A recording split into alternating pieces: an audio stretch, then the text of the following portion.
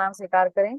बहुत बहुत आभार प्रभु जी आपका, कितने बिजी स्केड्यूल में अपने पास आती फाउंडेशन के भक्तों के लिए समय निकाले और आपका वाणी एसोसिएशन आज हमें पुनः प्राप्त होने जा रहा है, जिसके लिए जितना भी आभार व्यक्त किया जाए उतना ही कम है।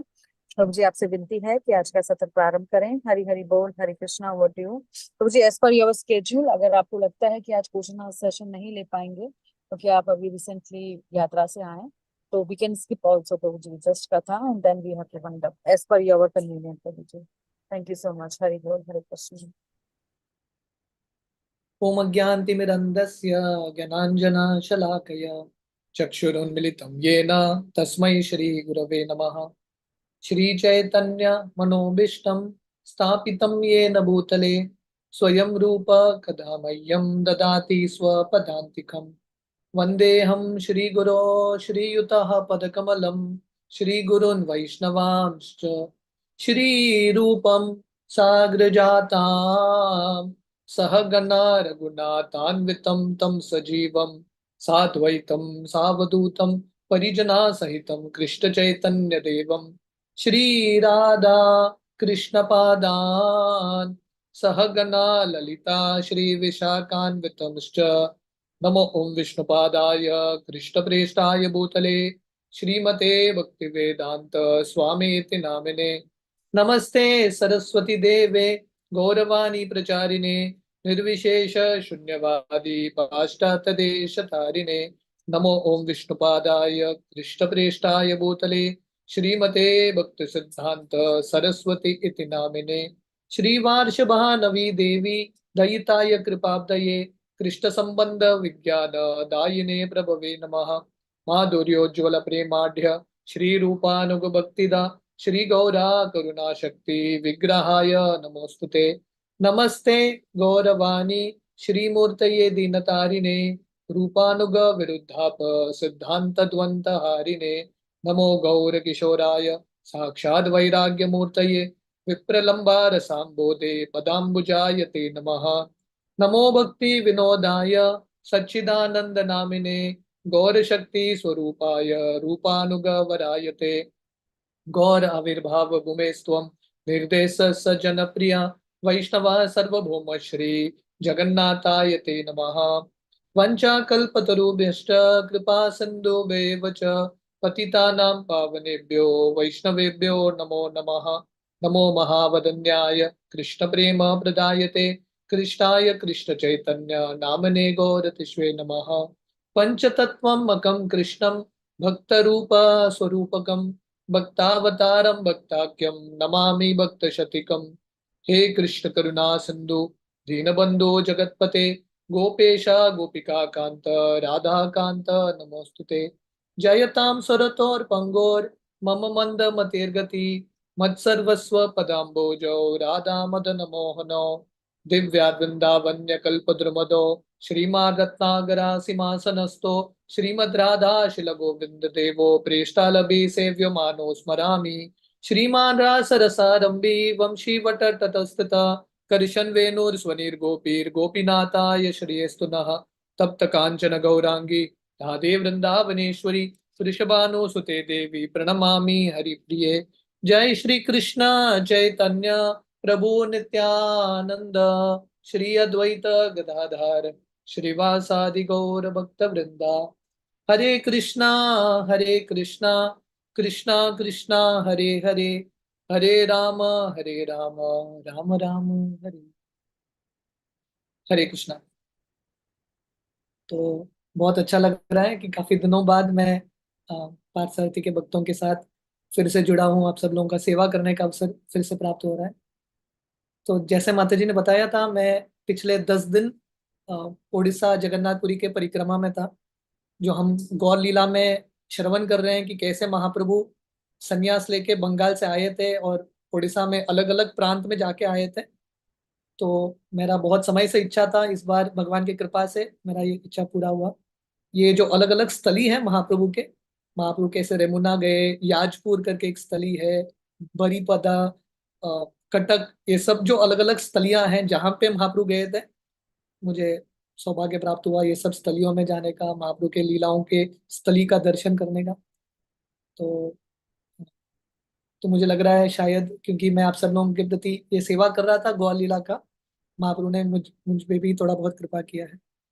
खासकर राधाष्टमी के दिन हम आधा दिन हम छोटा गोपीनाथ मंदिर में थे।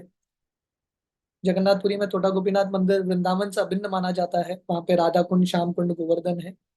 और छोटा गोपीनाथ की सेवा जो है गदाधर पंडित कर रहे थे, जो साक्षात श्रीमती राधा रानी के अवतार हैं।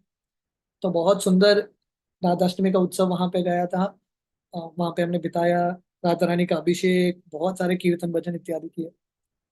तो बहुत अच्छा लग रहा है कि आप सब लोग ये ऑनलाइन प्लेटफॉर्म में 7 दिन का बहुत सुंदर राधाष्टमी का ये कथा श्रृंखला चल रहा है। तो आज अ, 7वां दिन है। तो मैं विचार कर रहा था कि कृष्णा बुक का एक अध्याय है भागवतम का, जहाँ पे उद्धव जी जाते हैं श्रीमती राधा रानी और गोपियों से मिलने के लिए कृष्ण का संदेश लेके। बहुत सुंदर भाग है, जिससे पता चलता है कि राधा रानी का स्तर क्या है और राधा रानी का प्रेम कृष्ण के प्रति कितना था, कितनी पागल थी कृष्ण के लिए। ये अध्याय में थोड़ा बहुत झलक आता है। तो ये बहुत विशाल अध्याय है। ये अध्याय में प्रवेश करने से पहले मैं शिला प्रभुपाद के थोड़े बहुत जो कोट्स हैं राधा रानी के ऊपर, उसके ऊपर मैं थोड़ा बहुत चर्चा करूंगा। ये जो राधा रानी का प्रणाम मंत्र है, तप्त कांचन गौरांगी राधे वृंदावनेश्वरी वृषभानु सुते देवी प्रणमामि हरिप्रिय। तो ये राधा रानी का प्रणाम मंत्र है। हम श्रीमती राधा रानी को बार बार प्रणाम करते हैं, जिनका कांति तप्त कांचन गौरांगी, गोल्डन, मोल्टन गोल्ड, पिघला हुआ सोने की तरह राधा रानी का कांति था। और राधा रानी कौन है? राधे वृंदावनेश्वरी, वृंदावन की स्वामिनी है श्रीमती राधा रानी। तो शिला प्रभुपाद अक्सर वर्णन करते हैं, वृंदावन में रानी है राधा रानी, और भगवान कृष्ण सिर्फ राधा रानी के सेवक हैं। कि तोटा गोपीनाथ मंदिर में, जैसे मैं वर्णन कर रहा था, वृंदावन के अलग अलग स्थलियों का दर्शन भक्तों ने वहां पे किया है। तो वहां पे एक बहुत सुंदर एक मूर्ति का निर्माण कर रहे थे वहां पे, जहाँ पे भगवान कृष्ण अपना जो सर है राधा रानी के चरण में रखते हैं। मतलब वृंदावन में, वृंदावन के बाहर भगवान कृष्ण भगवान है, पर वृंदावन में भगवान कृष्ण श्रीमती राधा रानी के दास हैं। इसलिए यहाँ पे वर्णन है राधे वृंदावनेश्वरी, वृंदावन की ईश्वरी है श्रीमती राधा रानी। और ये जो राधा रानी है वृषभानु महाराज के पुत्री है। ऐसे राधा रानी जो भगवान कृष्ण के अति प्रिय है, प्रणमामि हरि प्रिय, ये राधा रानी का नाम है, हरि प्रिय, भगवान कृष्ण के लिए अति प्रिय है। ऐसे राधा रानी को हमारा बार बार प्रणाम। शिला प्रभुपाद एक बार राधाष्टमी का प्रवचन था, जैसा भी राधाष्टमी का उत्सव चल रहा है, तो प्रभुपाद राधाष्टमी के प्रवचन में, लंदन में प्रभुपाद ये प्रवचन देते हैं। और प्रभुपाद बता रहे हैं राधा रानी इस हरि प्रिया, राधा रानी कृष्ण के लिए अति प्रिय है। इसलिए अगर हम कृष्ण को राधा रानी के माध्यम से अप्रोच करेंगे, कृष्ण के पास जाने का प्रयास करेंगे, हम बहुत जल्दी कृष्ण की कृपा प्राप्त करेंगे। क्योंकि भगवान कृष्ण नियमों के अनुसार चलते हैं। भगवान कृष्ण देखते हैं कि इसने सब छोड़ दिया है क्या, पूर्ण तरीके से मेरा आश्रय लिया है क्या, उसके बाद भगवान कृष्ण कृपा देते हैं। पर राधा रानी ऐसी नहीं है। राधा रानी, क्योंकि उनके माँ का हृदय है, राधा रानी का जो प्रेम है असीम है, इसलिए हम राधा रानी के माध्यम से जाएंगे, डेफिनेटली कृष्ण की कृपा मिलेगी। तो वृंदावन में यह बहुत प्रसिद्ध कहानी है, राधा रानी का हृदय कितना कोमल है। एक वृंदावन के स्थली में बहुत सारे वृंदावन के जो बच्चे थे, एक जैकल को, एक लोमड़ी पे पत्थर फेंक रहे थे और खड्डे में डाल के चारों तरफ आग जला दिया। और ये लोमड़ी चिल्ला रहा है, चीख रहा है, और राधा रानी के कान तक इसका आवाज पहुंचता है। राधा रानी ललिता सखी को भेजते हैं, जाके इसको बुलाओ। और राधा रानी ये लोमड़ी पे कृपा करके उसको सखी का रूप दे देती है। तो ये राधा रानी का असीम कृपा है। इसलिए शिला प्रभुपाद वर्णन करते हैं, वृंदावन धाम में वहां के सब लोग जानते हैं, इसलिए वो लोग राधा रानी का नाम का उच्चारण करते हैं, राधे राधे जय राधे। क्योंकि वो जानते हैं कि हम कितने भी पतित हो, अगर हम राधा रानी का कृपा की याचना करेंगे, राधा रानी का कृपा प्राप्त होगा, डेफिनेटली कृष्ण की कृपा प्राप्त होगी। तो प्रभुपाद और एक लंदन के राधाष्टमी प्रवचन में प्रभुपाद बता रहे हैं, we should first worship Shrimati Radha Rani, हमको पहले राधा रानी का पूजा करना है। इसलिए महामंत्र में भी हरे कृष्ण, कृष्ण के पास जाना है, हरे के माध्यम से, श्रीमती राधा रानी के माध्यम से। तो प्रभुपाद बता रहे हैं our first business is to worship Radha Rani, क्योंकि राधा रानी जगन माता है। तो प्रभुपाद बता रहे हैं अगर हम भगवान कृष्ण के पास एक फूल लेके जाएंगे, हालांकि कृष्ण बोलते हैं पत्रम पुष्पम फलम तोयम यो मे भक्त्या प्रयच्छति, हालांकि भगवान बोलते हैं कि जो भी प्रेम के साथ मुझे पत्ता फूल इत्यादि अर्पण करता है मैं स्वीकार करता हूँ, फिर भी कृष्ण स्वीकार करेंगे गारंटी नहीं है। पर अगर हम राधा रानी के पास जाएंगे और राधा रानी को बोलेंगे, राधा रानी के हाथ में पुष्प रखेंगे और हम राधा रानी को बोलेंगे राधा रानी आप कृष्ण को अर्पण करना, राधा रानी अर्पण करेगी तो कृष्ण को स्वीकार करना ही पड़ेगा, कृष्ण के पास चॉइस नहीं है। Therefore, Prabhupada says one should not go to Krishna directly. किसी को कृष्ण के पास डायरेक्टली नहीं जाना है, राधा रानी के माध्यम से ही जाना है। तो प्रॉपर बता रहे हैं कि हम कितने भी पतित हो, अगर हम ये चीज समझ जाएंगे राधा रानी का कृपा प्राप्त करना, डेफिनेटली कृष्ण का कृपा मिलेगा। प्रभुपाद और एक जगह पे लिखते हैं चैतन्य चरितामृत में, ये राधा रानी कौन है? राधा रानी कृष्ण से अभिन्न है। वही एक कृष्ण जो अ, स्वयं भगवान है, वही कृष्ण विस्तारित होते हैं राधा रानी के रूप में। तो एक तरह से कृष्ण और राधा रानी में फर्क ही नहीं है, दोनों एक थे, अलग हो जाते हैं राधे कृष्ण के रूप में, और वही राधा कृष्ण फिर से एक होते हैं चैतन्य महाप्रभु के रूप में। तो दोनों में कुछ फर्क ही नहीं है, जैसे शक्ति और शक्तिमान है कि नहीं, शक्ति और शक्तिमान साथ में ही चलते हैं। बहुत सारे लोगों का यह प्रश्न रहता है राधा रानी का विवाह कब होता है कृष्ण भगवान से? तो राधा रानी हमेशा कृष्ण के साथ कनेक्टेड है। जैसे शक्ति और शक्तिमान कभी अलग हो ही नहीं सकते, सूरज और सूरज के किरण कभी अलग हो सकते हैं क्या? कभी नहीं।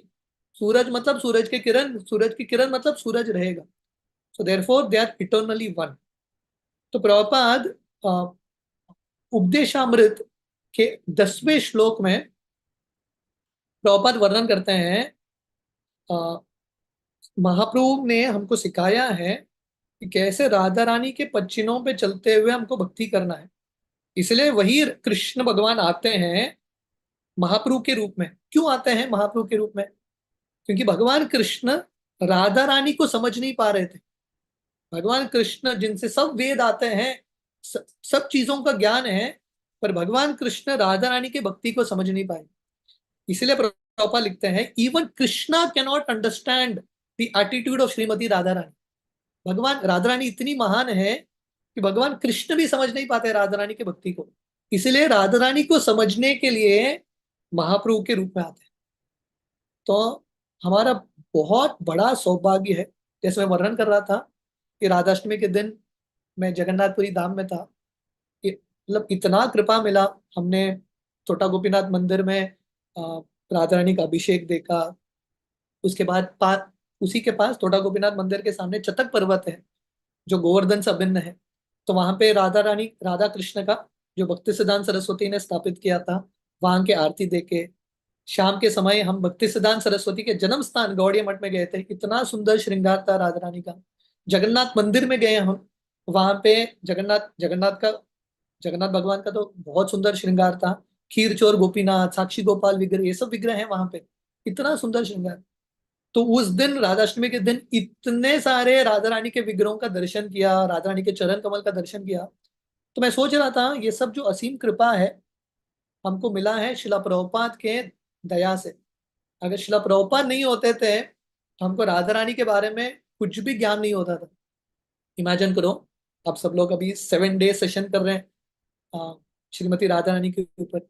माता जी मुझे बता रही थी महाराज जी जो हैं, जो पहले 2 सत्र में आए थे, वो एक ही श्लोक के ऊपर इतना समय से विस्तार कर रहे थे।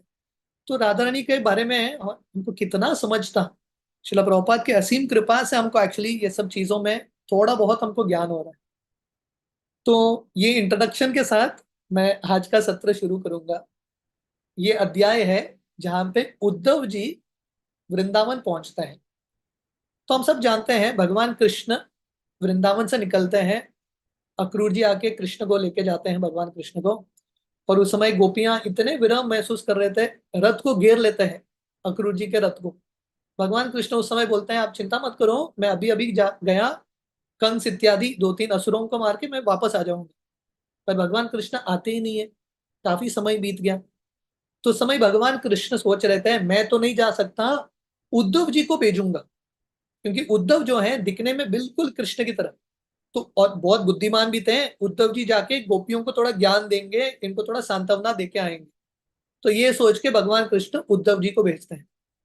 तो भागवतम के 10वें स्कंद के 45-46 चैप्टर में वर्णन आता है, जब उद्धव जी वृंदावन पहुंचते हैं, शाम का समय था, गाय सब वापस आ रहे थे, गायों का धूली गोधूली उड़ रहा था।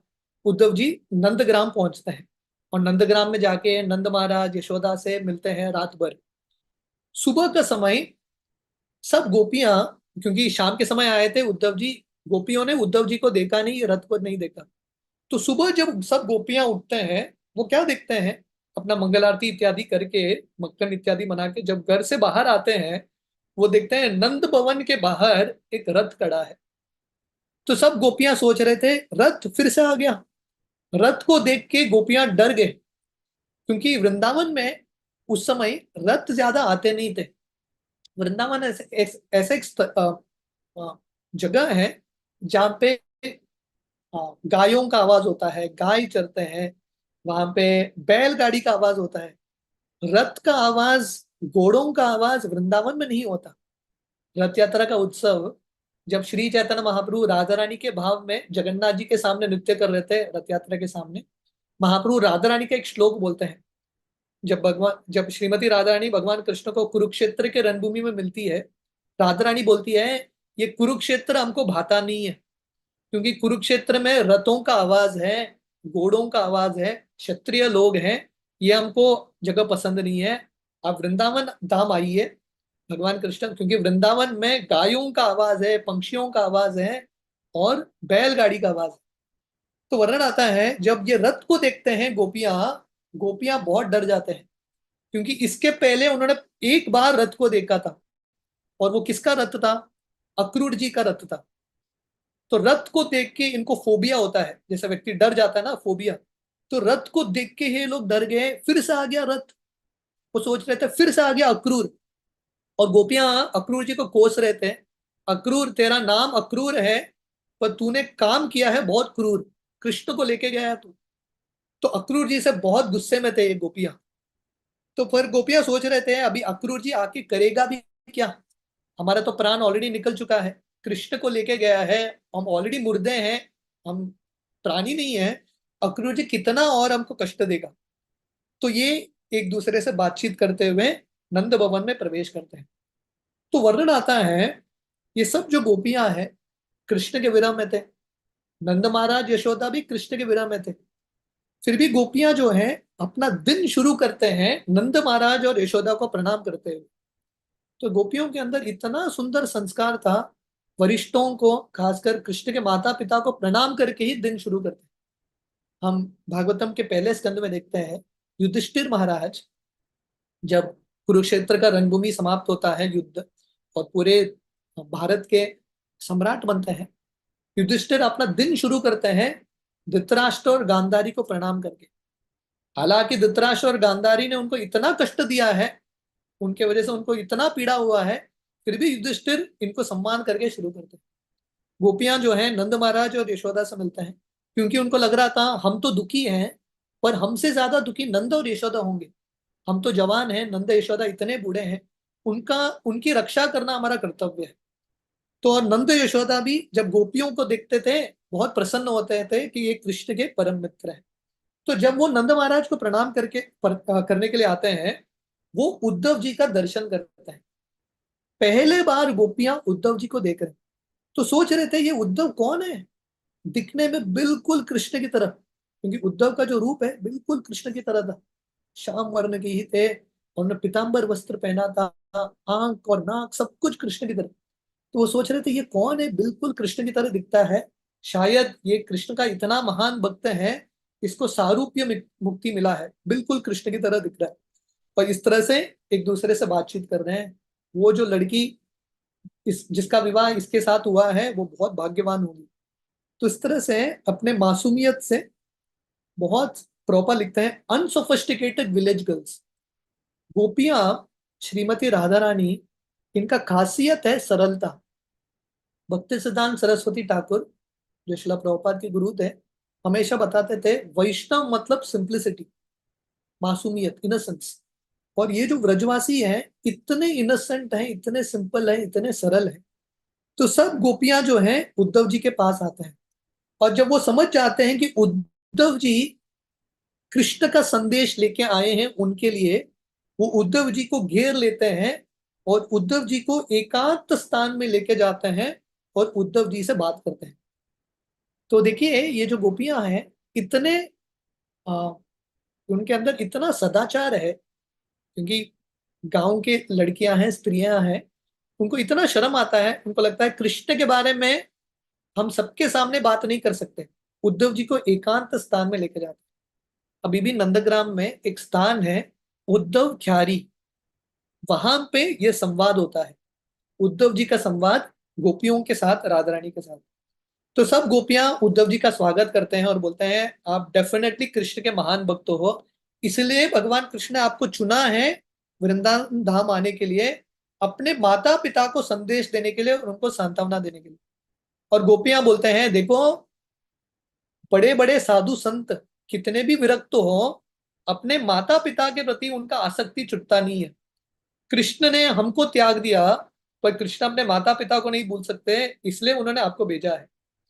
तो गोपियां बोलते हैं उद्धव जी को, कृष्ण को तो अभी सिर्फ माता पिता से प्रेम है, हमसे तो कृष्ण को प्रेम है ही नहीं। कृष्ण वृंदावन को भूल गए हैं, क्योंकि अभी वो मथुरा नगरी का राजा हो गया है, सिटी का लड़का हो गया है। अभी गांव, वृंदावन में क्या है? वृंदावन में खेत हैं, गाय हैं। अभी कृष्ण इन सबको भूल गए हैं, वृंदावन धाम को। खासकर कृष्ण हमको भूल गए हैं। इसके बाद जो गोपियां हैं, कृष्ण को गाली देते हैं, कृष्ण की निंदा करते हैं। उद्धव जी को बताते हैं भगवान कृष्ण एक मधुमक्खी की तरह है। मधुमक्खी क्या करता है? मधुमक्खी एक फूल से मधु निकालता है, मधु निकालने के बाद वो फूल को छोड़ के दूसरे फूल में चला जाता है। तो वैसे ही गोपियां बोलते हैं कृष्ण वैसे ही है, कृष्ण ने हमारे साथ संभोग किया, अभी कृष्ण चला गया मथुरा के स्त्रियों के साथ भोग करने के लिए। और एक उदाहरण देते हैं, बोलते हैं जैसे एक प्रजा होता है, जो राज्य में जो गवर्नमेंट उसका ख्याल रख सकता है, वो राज्य में रहता है। जब वो प्रजा को पता चलता है कि ये लोग मेरा ख्याल नहीं रख सकते, अपना राज्य छोड़ के दूसरे राज्य में चला जाता है। तीसरा उदाहरण देते हैं गोपियां कृष्ण की निंदा करते हुए, जैसे एक विद्यार्थी होता है, एक पाठशाला में जाता है, एक शिक्षक के साथ पढ़ाई करता है, अपना शिक्षण होने के बाद शिक्षक को भी भूल जाता है, पाठशाला को भी भूल जाता है, वापस नहीं आता। और एक उदाहरण देते हैं, जैसे एक पंक्षी होता है, पेड़ में रहता है जब तक वो पेड़ में फल नहीं है, सीजन समाप्त हो गया वो पेड़ को छोड़ के चला जाता है, वापस वो पेड़ में नहीं आता। और एक उदाहरण देते हैं, जैसे एक अतिथि होता है, किसी के घर में जाता है, प्रसाद स्वीकार करता है, जो भी अतिथि सेवा स्वीकार करता है, वहां से निकल जाता है, वापस नहीं आता।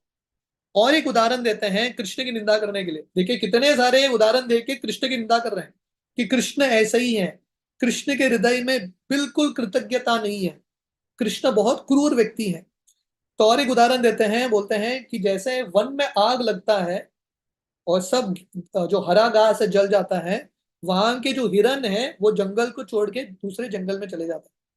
इस तरह से अलग अलग उदाहरण के माध्यम से गोपियां उद्धव को बताना चाहते हैं कि कृष्ण ऐसे ही है, कृष्ण ने हमारे साथ भोग किया, अभी कृष्ण चला गया वृंदावन मथुरा, वहां की स्त्रियों के साथ संभोग करने के लिए। तो उद्धव जी समझ गए, हालांकि गोपियां जो हैं कृष्ण को गाली दे रहे हैं, कृष्ण की निंदा कर रहे हैं, पर गोपियों को कृष्ण के प्रति असीम प्रेम है। वो इतने पागल हैं, इतने पागल हैं कृष्ण के लिए, वो पागलपन से, उतने उनके प्रेम से ये सब चीज बोल रहे हैं।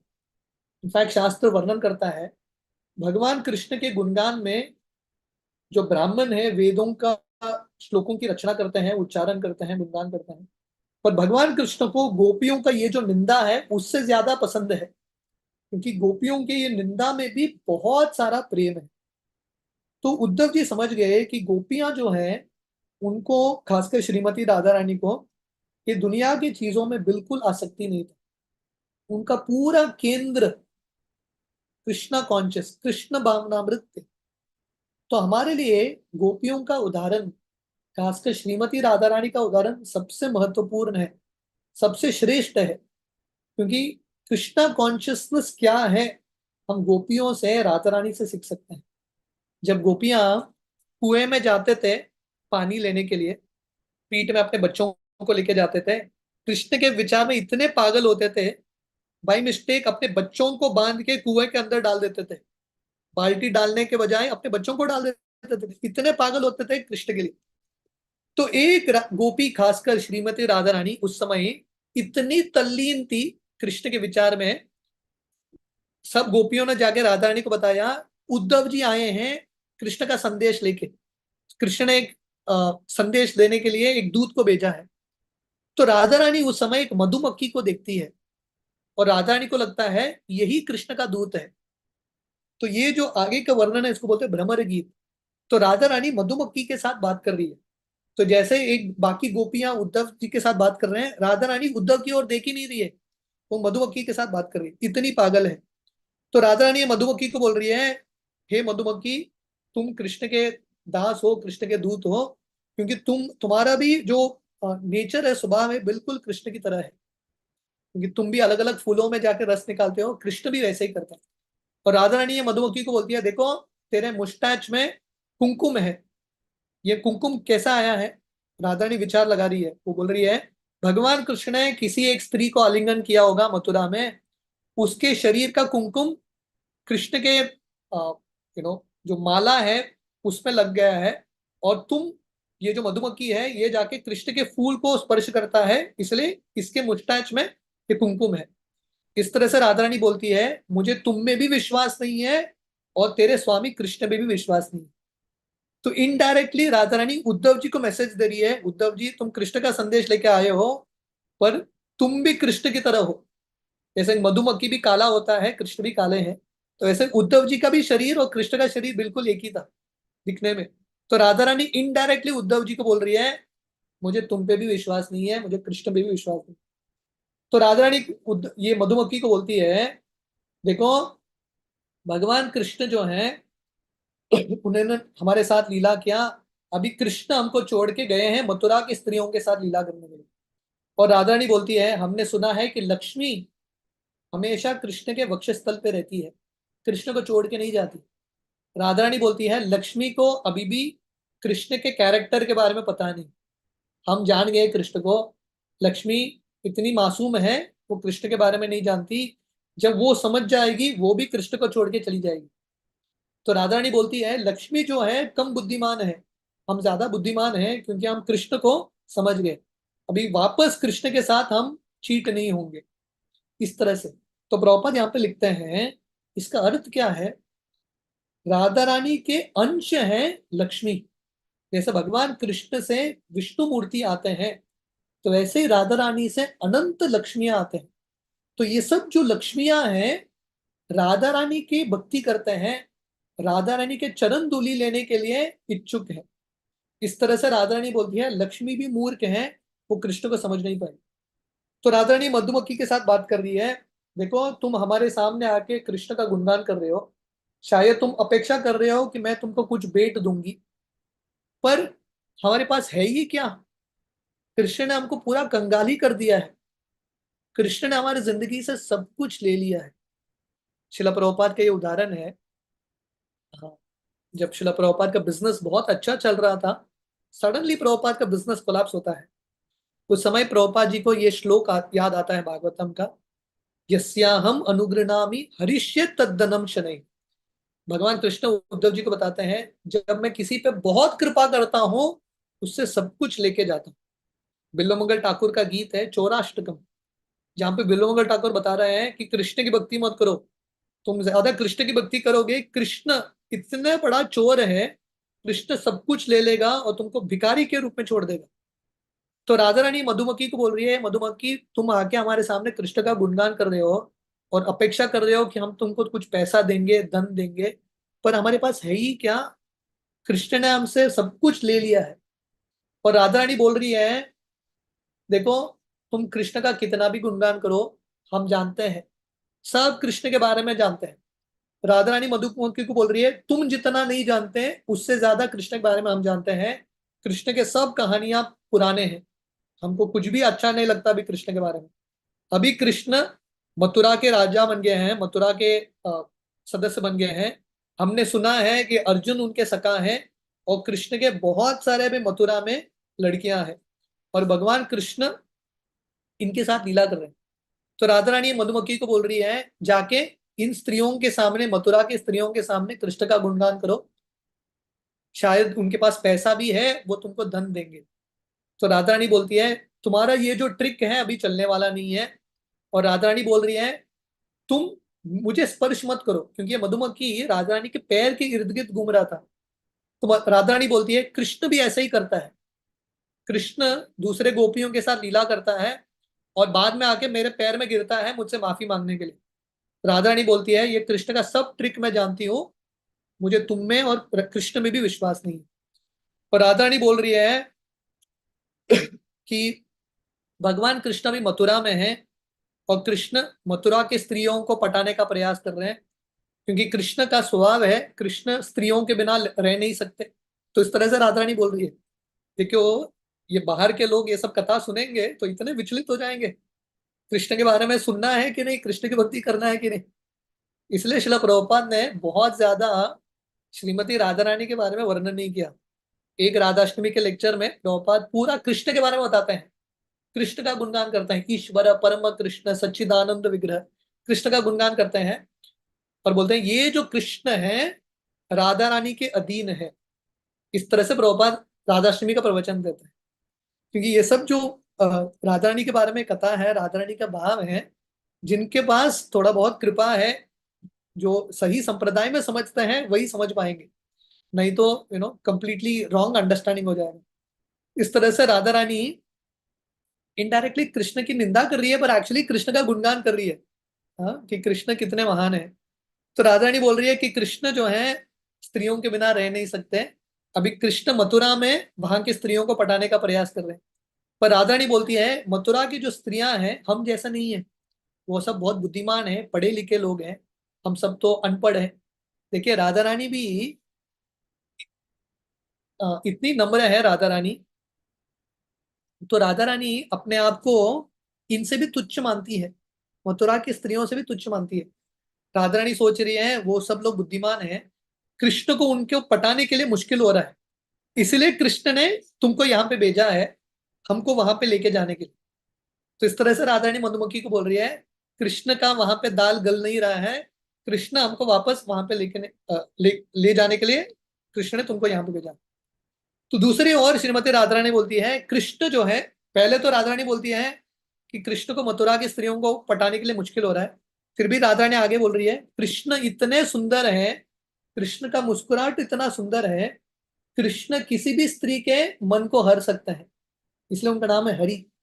कृष्ण स्वर्ग में, नरक में, भूलोक में, लक्ष्मी, हर व्यक्ति के, हर स्त्रियों के हृदय को हर सकता है और इन सब के सामने हम बहुत तुच्छ हैं। देखिए राधा रानी कृष्ण के सबसे महान भक्त है, सबसे बड़ी महान भक्त है, फिर भी राधा रानी का ये भाव है, अपने आप को नम्र मान रही है, बोल रही है हम इन सब स्त्रियों के सामने अब सबसे तुच्छ हैं। तो राधा रानी मधुमक्खी को बोलती है पूरे दुनिया के लोग कृष्ण की गुणगान करते हैं कि कृष्ण का हृदय बहुत बड़ा है, कृष्ण करुणा सिंधु है इत्यादि। पर राधा रानी बोलती है अगर कृष्ण सही में करुणा सिंधु होंगे, पतित पावन होंगे, भगवान कृष्ण हम पे दया करते, कृष्ण ने हमको दुर्लक्ष्य किया है, इसका अर्थ है कृष्ण का हृदय कठोर है। राधा रानी ये बोल रही है कि कृष्ण अकृतज्ञ है। और राधा रानी मधुमक्खी को बोल रही है तुम मूर्ख हो, तुमने अब तक कृष्ण को पहचाना नहीं, हमने कृष्ण को पहचान लिया। राधा रानी बोलती है इतना ही नहीं, हमने हमारी दादी माँ पौर्णमासी से सुना है कृष्ण के बारे में, कृष्ण अभी भी ऐसा ही है, अकृतज्ञ है, क्रूर है, ये जन्म में ही नहीं पिछले जन्म में भी कृष्ण ऐसा ही था।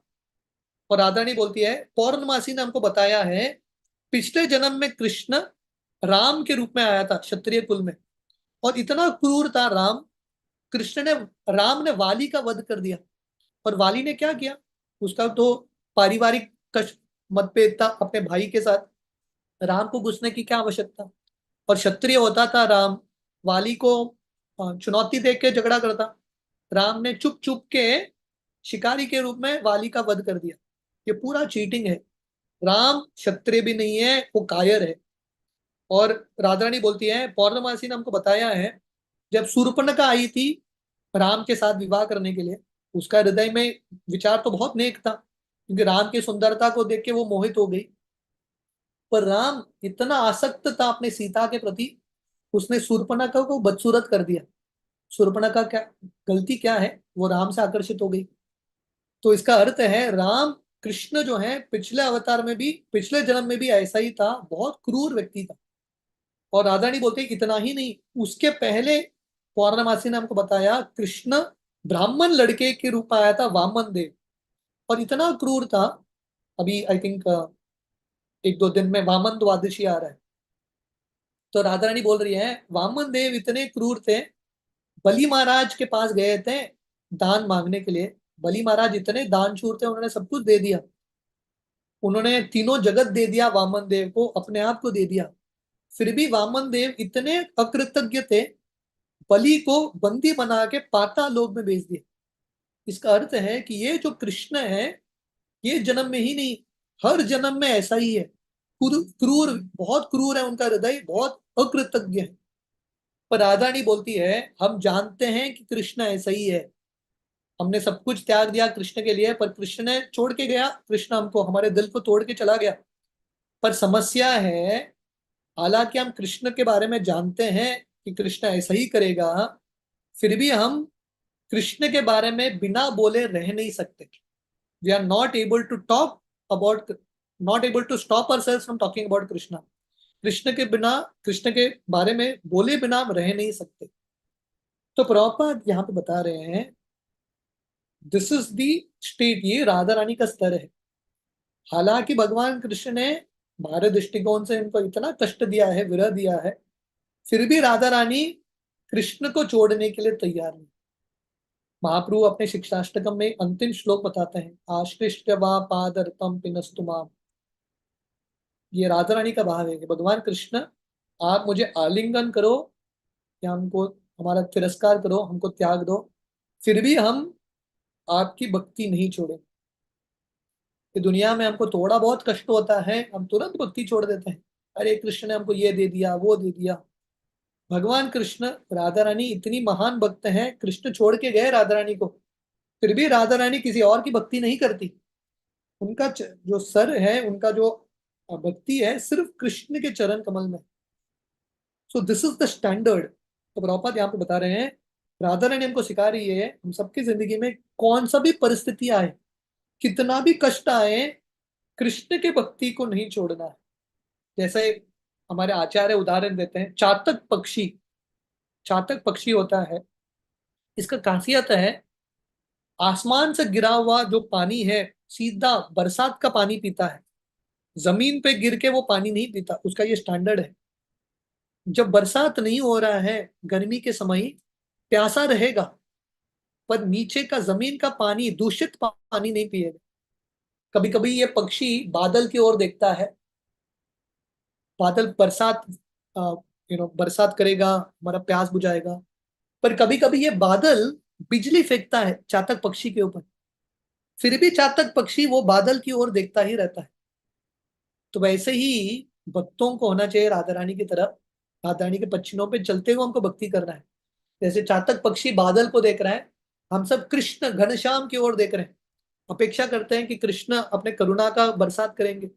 पर कभी कभी भगवान कृष्ण भक्तों को कष्ट भी देते हैं, फिर भी भक्त जो है कृष्ण की भक्ति नहीं छोड़ते।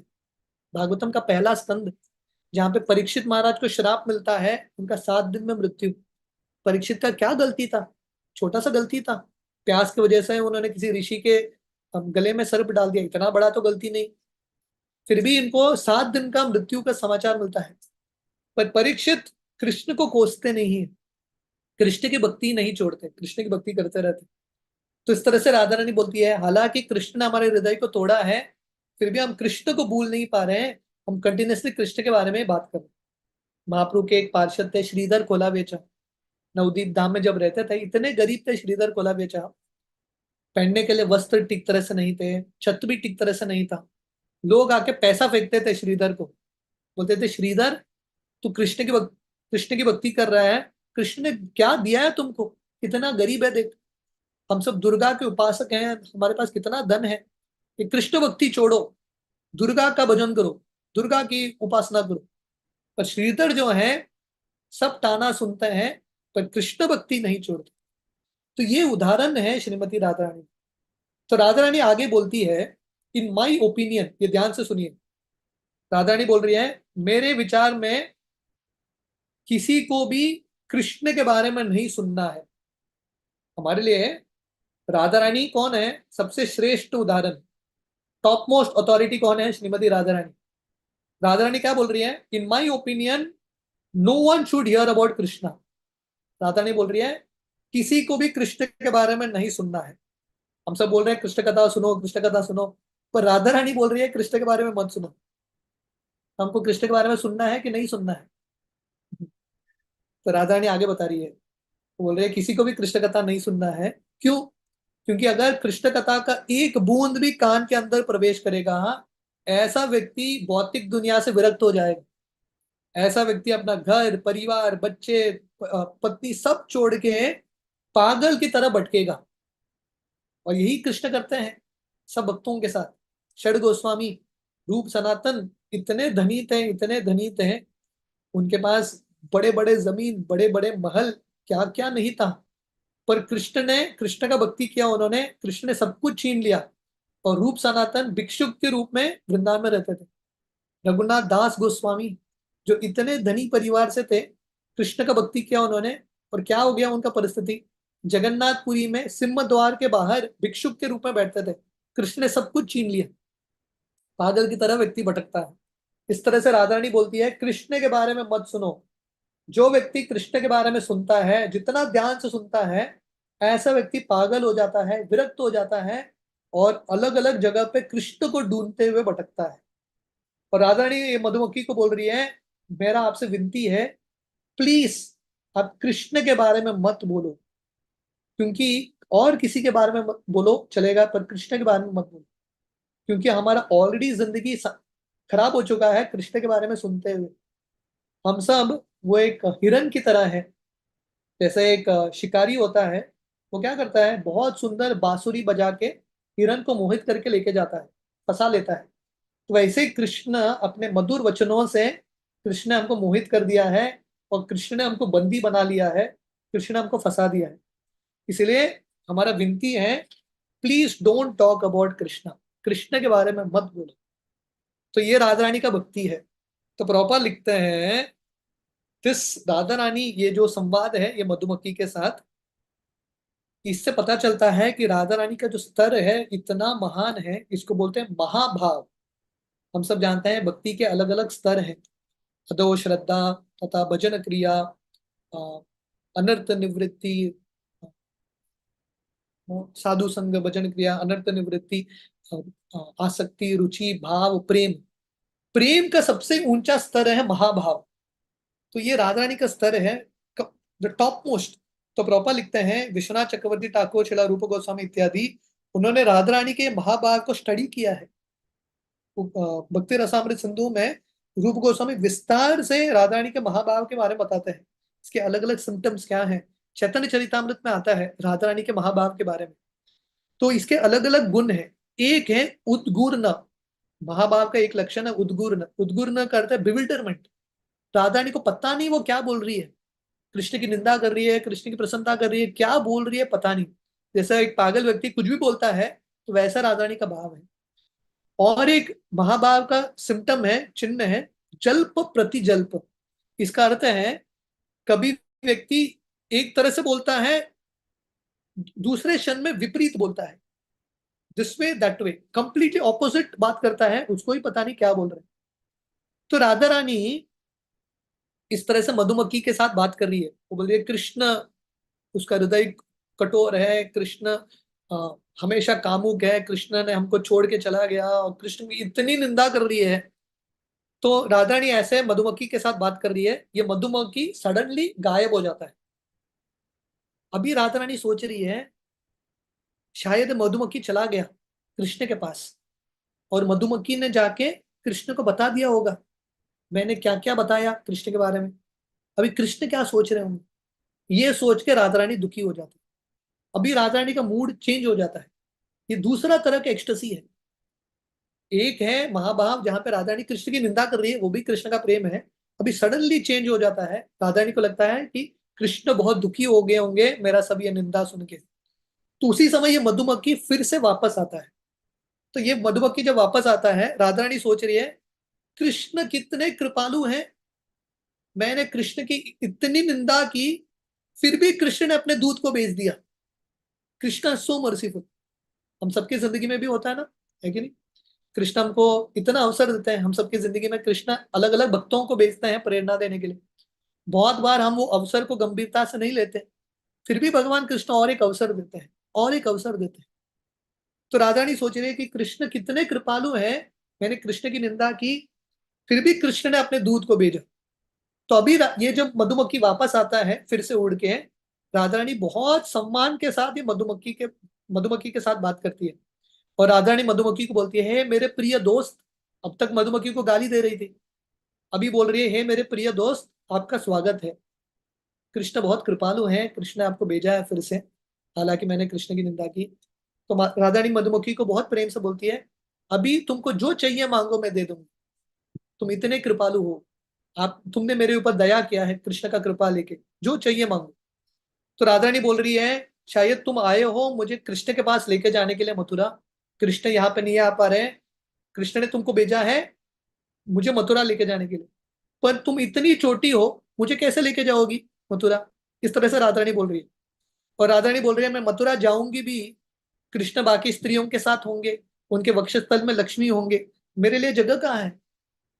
और ऐसा बात करते हो राधा रानी बोलती है, ये सब विचार ये सब चीज छोड़ो, तुम मुझे बताओ कृष्ण कैसे हैं मथुरा में, हाउ इज कृष्ण इन मथुरा। कृष्ण अपने माता पिता को याद करते हैं कि नहीं, कृष्ण हमको याद करते हैं कि नहीं।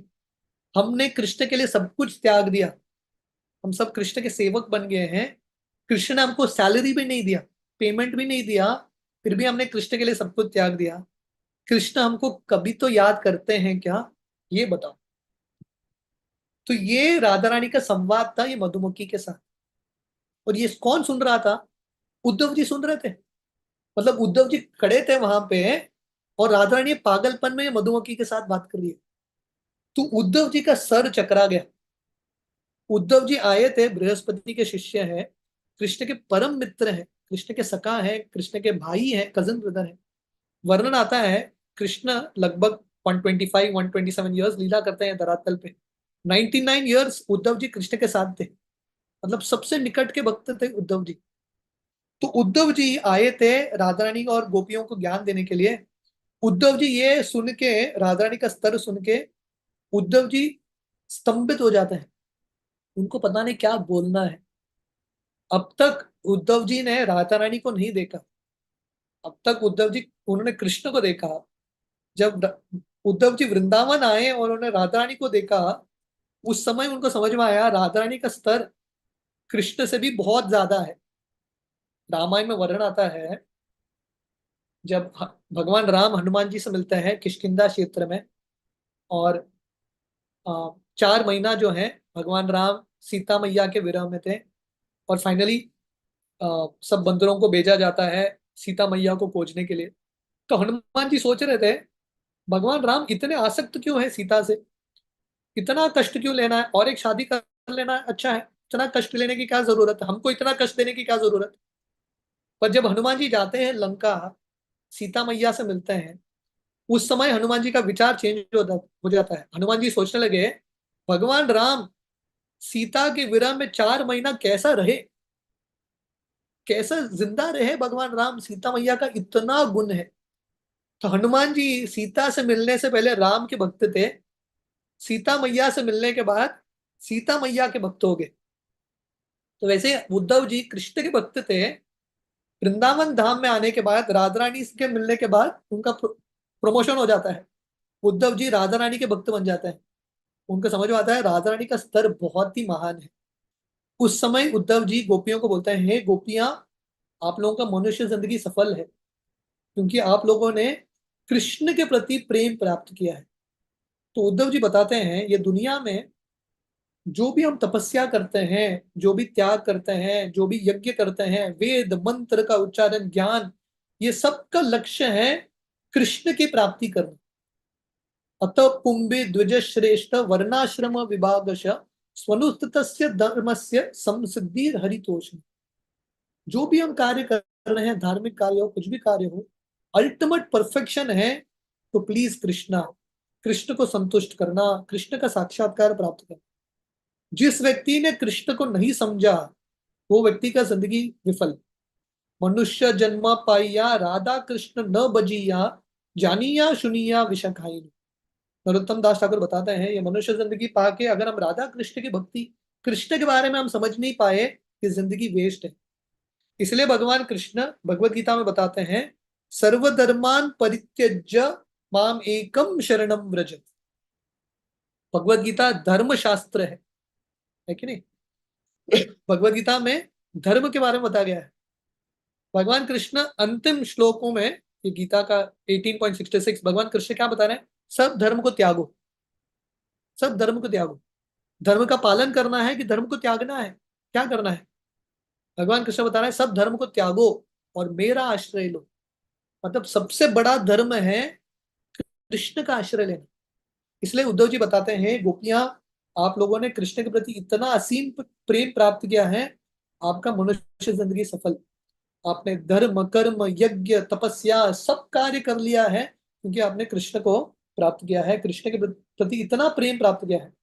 तो उद्धव जी बताते हैं बड़े बड़े योगी साधु संत कृष्ण का स्मरण, अपने मन में कृष्ण का दर्शन स्मरण प्राप्त करने के लिए क्या क्या नहीं करते, पर ये जो कृष्ण का स्मरण है इनके लिए बहुत स्वाभाविक रूप से उत्पन्न हो रहा है, वेरी नेचुरल। इनफैक्ट एक बार वर्णन आता है, नारद मुनि वृंदावन आते हैं और वो देख रहे थे कि गोपियां जो हैं ध्यान में बैठे हैं। तो नारद मुनि पहले बार देख रहे हैं कि गोपियां ध्यान मुद्रा में बैठे हैं, क्योंकि गोपियां जनरली ध्यान मुद्रा में दिखते नहीं है, अलग अलग कार्य कर रहे हैं, कृष्ण के लिए मक्खन निकाल रहे हैं, कृष्ण का गुणगान कर रहे हैं, गाय चरा रहे हैं इत्यादि। तो पहले बार नारद मुनि देख रहे हैं कि कृष्ण योग, ये सब जो गोपियां हैं योग आसन में बैठा है। तो उस समय नारद मुनि गोपियों को पूछता है किस पे ध्यान कर रहे हो, क्या लक्ष्य है आपका? तो गोपियां बोल रहे हैं हम सब ध्यान में बैठे हैं कृष्ण को हमारे हृदय से निकालने के लिए। जनरली योगियां जो हैं, योगी जो हैं ध्यान में बैठते हैं कृष्ण को हृदय में डालने के लिए, कृष्ण का साक्षात्कार प्राप्त करने के लिए। पर गोपियां बोल रहे हैं कृष्ण हमारे जिंदगी में हृदय में इतना प्रवेश कर चुका है, कृष्ण हमको पागल बना दिया है, हम ध्यान में बैठे हैं कृष्ण को हमारे हृदय से निकालने के लिए। ये गोपियों का स्तर है, ये राधा रानी का स्तर है। तो उद्धव जी बता रहे हैं आप सब भाग्यशाली हो, आप लोगों ने कृष्ण के प्रति इतना प्रेम इतना तल्लीनता प्राप्त किया है। और उद्धव जी बता रहे हैं मैं अपने आप को भाग्यशाली मानता हूं, मुझे आपका दर्शन हुआ। तो उद्धव जी बता रहे थे मैं आया था वृंदावन आप लोगों को संदेश देने के लिए, पर आज मुझे समझ में आया भगवान कृष्ण ने यहाँ पे मुझे भेजा था आपसे भक्ति क्या है सीखने के लिए। उद्धव जी को अब तक लग रहा था कि वो कृष्ण के भक्त थे, महान भक्त थे। वृंदावन धाम आने के बाद उनको समझ में आता है कृष्ण भक्ति में मेरा प्रवेश भी नहीं हुआ है, मैं कृष्ण भक्ति में बच्चा हूँ। राधा रानी और सब जो गोपियां हैं इतने श्रेष्ठ हैं कृष्ण भक्ति में। उस समय उद्धव जी राधा रानी का आश्रय लेते हैं। तो वर्णन आता है उद्धव जी जो है उस समय कृष्ण का संदेश गोपियों के सामने देते हैं। तो यहां तक उद्धव जी जो है गोपियों का गुणगान कर रहे हैं, पर गोपियां जो हैं अपना गुणगान सुनने के इच्छुक नहीं थे। जब गोपियां सुनते हैं कि कृष्ण ने संदेश भेजा है उनके लिए, गोपियां उद्धव जी को बोलते हैं वो संदेश आप सुनाइए, प्लीज टेल दैट मैसेज। तो यहाँ पे भी हम देखते हैं हालांकि गोपियां इतने महान हैं फिर भी कृष्ण का संदेश है सुनने के लिए इतने उत्सुक हैं, they are so eager to hear Krishna's message. तो श्रीमती राधा रानी से हमको सीखना है कृष्ण भक्ति या कृष्ण कथा हो रहा है, कृष्ण कीर्तन हो रहा है, वो सुनने के लिए जितने हम इच्छुक होंगे उसका ये अर्थ है कि हम एक्चुअली भक्ति में प्रगति कर रहे हैं। तो उस समय उद्धव जी जो बृहस्पति के शिष्य हैं बहुत बुद्धिमान हैं, कृष्ण का ये पत्र, कृष्ण का ये संदेश गोपियों के सामने पढ़ते हैं। तो वर्णन आता है कि कृष्ण गोपियों को जब ये संदेश लिख रहे थे, कृष्ण को इतना भाव उत्पन्न हो रहा था, कृष्ण लिख भी नहीं पा रहे थे, उनके अक्षर टूट रहे थे, क्योंकि कृष्ण को इतना प्रेम था गोपियों के प्रति। तो उद्धव जी जो है कृष्ण का संदेश गोपियों को बताते हैं। हालांकि ये जो संदेश संदेश है हम सब के लिए है, गोपियों के लिए नहीं है, क्योंकि यहाँ पे कृष्ण भगवान जो है थोड़ा बहुत ज्ञान योग के बारे में बता रहे हैं कि कैसे कृष्ण के बारे में हम स्मरण कर सकते हैं ये भौतिक दुनिया में इत्यादि। पर गोपियां जो है ऑलरेडी कृष्ण पूर्ण तरीके से कृष्ण भावनामृत है, फिर भी भगवान कृष्ण ऐसा एक संदेश गोपियों के लिए देते हैं। राइट? तो उद्धव जी इसके आगे अ, हम सब के लिए हम कैसे ये दुनिया में कृष्ण का स्मरण कर सकते हैं उसके बारे में बताते हैं। तो उद्धव जी कृष्ण का ये संदेश पढ़ रहे हैं। कृष्ण भगवान लिखते हैं गोपियों को, हे मेरे प्रिय गोपियां, आप सब लोग जानिए कि हमारा एक दूसरे के साथ विरह कभी नहीं हो सकता, हमारा सेपरेशन कभी नहीं हो सकता, क्योंकि मैं सर्वव्यापी हूं। इस तरह से कृष्ण भगवान बता रहे हैं। तो प्रभुपाद लिखते हैं, कृष्ण भगवान और कृष्ण की शक्तियां पूरी दुनिया में व्याप्त हैं। भगवान कृष्ण गीता में बताते हैं, भूमि रपो नलो वायुर खम मनो बुद्धि रेवच अहंकार इतियम में भिन्ना प्रकृति अष्टधा। कि दुनिया में जो भी चीज दिखता है, धरती हो, आकाश हो, जल हो, वायु हो, सब कुछ कृष्ण का ही शक्ति है। तो इस तरह से हम कृष्ण भावनामृत हो सकते हैं। भगवद गीता में भगवान कृष्ण बताते हैं, पानी में जो स्वाद है वो कृष्ण है, चंद्र जो सूर्य है, चंद्र है, कृष्ण के नेत्र है। तो हम हमेशा अगर हम ये ये जो सिद्धांत हम समझेंगे, हमारा कृष्ण के साथ कनेक्शन हमेशा बना रहेगा। तो प्रभुपाद लिखते हैं, गोपियों में और हम में फर्क क्या है, कि दुनिया के बद्ध जीव और कृष्ण के महान भक्तों में फर्क क्या है। हालांकि हर व्यक्ति कृष्ण के साथ इटर्नली कनेक्टेड है, पर फर्क इतना है, जो कृष्ण के महान भक्त हैं कृष्ण के कनेक्शन को पहचान पाते हैं, पर जो बद्ध जीव हैं कृष्ण को भूल जाते हैं।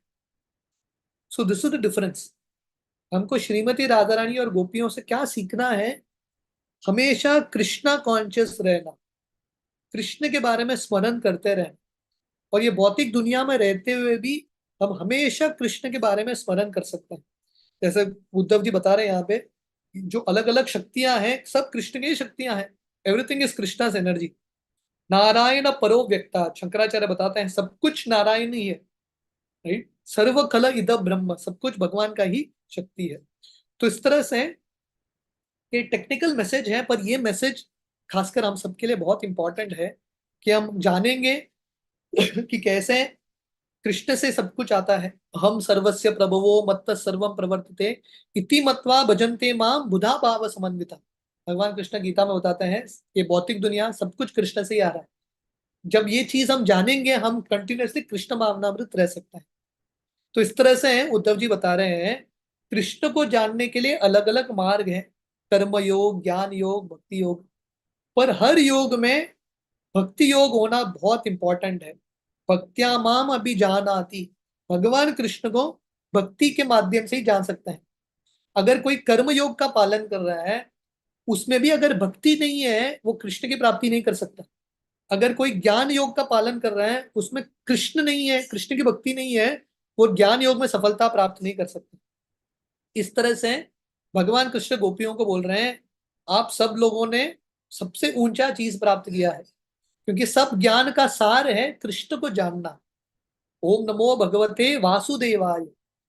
भगवान कृष्ण बता रहे हैं, वेद अहम एव वेद्यो वेदांत कृत वेद विदेव चाहम। सब वेद जो है कृष्ण से ही आते हैं। ब्रह्मा जी ब्रह्म संहिता में बताते हैं, वेदेशु दुर्लभम अदुर्लभम आत्म भक्तो।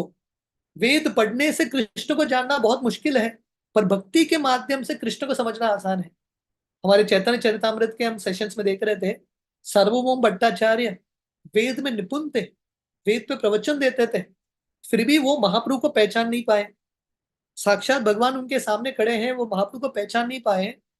हालांकि उन्होंने वेद पढ़ा था, पर उन्होंने भक्ति का आश्रय नहीं लिया। पर फाइनली जब भक्ति का आश्रय लेते हैं, वो कृष्ण को पहचान लेते हैं। ब्रह्म विमोहन लीला का यही सार है, यही संदेश है। ब्रह्मा जी जिन्होंने वेद की रचना की, वो कृष्ण को पहचान नहीं पाए। उन्होंने कृष्ण के प्रति अपराध कर दिया। तो प्रभुपाद वहां पे बता रहे हैं, अगर ब्रह्मा जी जिनसे वेद आया है वो कृष्ण को समझ नहीं पाए, जो लोग वेद पढ़ते हैं वो कैसे कृष्ण को समझेंगे? तो सिर्फ वेद पढ़ के कोई कृष्ण को समझ नहीं सकता, सिर्फ भक्ति के माध्यम से ही व्यक्ति कृष्ण को समझ सकता है।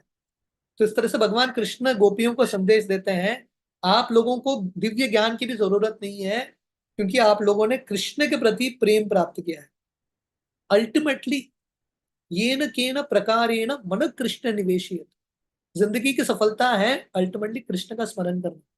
एतावान सांख्य योगाभ्याम स्वधर्म परिनिष्ठय जन्म लाभ पर पुंसाम अंते नारायण स्मृति। अल्टीमेटली हमको अंत समय में कृष्ण का स्मरण करना है। ज्ञान मार्ग हो, कर्म मार्ग हो, भक्ति मार्ग हो, अल्टीमेटली हमको कृष्ण के प्रति प्रेम प्राप्त करना है, यही हमारे जिंदगी की सफलता है। तो भगवान कृष्ण इस तरह से संदेश देते हैं गोपियों को और बोलते हैं, मैंने आपको छोड़ के गया हूं, मैंने बाहरी दृष्टिकोण से मैं आपसे अलग हूं, ये मैंने किया है सिर्फ आपका मेरे प्रति प्रेम और बढ़ाने के लिए। तो कभी कभी भगवान हम सबके जिंदगी में हम भक्ति करते हैं पर हमको लगता है अरे कृष्ण की कृपा, कृष्ण का दर्शन तो प्राप्त नहीं हो रहा है। तो कभी कभी भगवान पर्पसली दर्शन नहीं देते, ताकि भगवान चाहते हैं कि हमारा हृदय में उनके प्रति जो प्रेम है और बढ़ सके। दो भाव है, एक संभोग एक विप्रलंब। संभोग का अर्थ है यूनियन, जब भगवान के भक्त भगवान से मिलते हैं उसमें एक आनंद है, पर उससे ज्यादा आनंद है विप्रलंब, विरह में। ये विरह भाव जो है सबसे श्रेष्ठ है। इसलिए प्रभुपाद लिखते हैं, हमारे संप्रदाय में महाप्रभु ने हमको मार्ग दिया है विप्रलंब भाव, सर्विस इन सेपरेशन। भगवान कृष्ण गोपियों के साथ, श्रीमती राधा रानी के साथ 11 साढ़े 11 साल थे। उसके बाद पूरे जिंदगी में भगवान कृष्ण फिर से राधा रानी से नहीं मिलते। एक ही बार कुरुक्षेत्र में मिलते हैं, फिर से नहीं मिलते। लगभग 100 से ज्यादा साल राधा रानी विरह में थी। क्यों? This is service in separation. भगवान राम सीता मैया का समय समय बिताते हैं, फिर भी उनसे अलग हो जाते हैं। महाप्रभु विष्णु प्रिया से अलग हो जाते हैं। तो ऐसा लगता है कि महाप्रभु भगवान जो है अपने अंदरूनी शक्ति के प्रति इतने कठोर हैं, पर एक्चुअली इसमें परम आनंद का अनुभव होता है। तो प्रभुपाद लिखते हैं, महाप्रभु ने हमको ये राधा रानी का पच्चीनों में चलते हुए ये भक्ति का मार्ग दिया है, विप्रलंब सेवा। षड गोस्वामी जब वृंदावन धाम में थे, इन्होंने राधा कृष्ण के बहुत बार उन्होंने दर्शन किया, पर कहीं पे वर्णन नहीं है। वो लोग घोषणा करते हैं कि हमने राधा कृष्ण को देखा। उनका भाव हमेशा क्या था, कहाँ है Radha Krishna? They are always searching for Radha Krishna. Mahaprabhu जब जगन्नाथपुरी में थे, साक्षात राधा रानी के भाव में थे महाप्रभु, कृष्ण को ढूंढ रहे थे।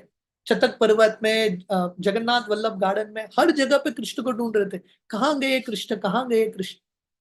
हमारे जो षड गोस्वामी यही भाव में थे। श्रीनिवास आचार्य उनके गीत में लिखते हैं, षड गोस्वामी अष्टकम, हे राधे व्रज देविके च ललिते, हे नंद सूनो कुत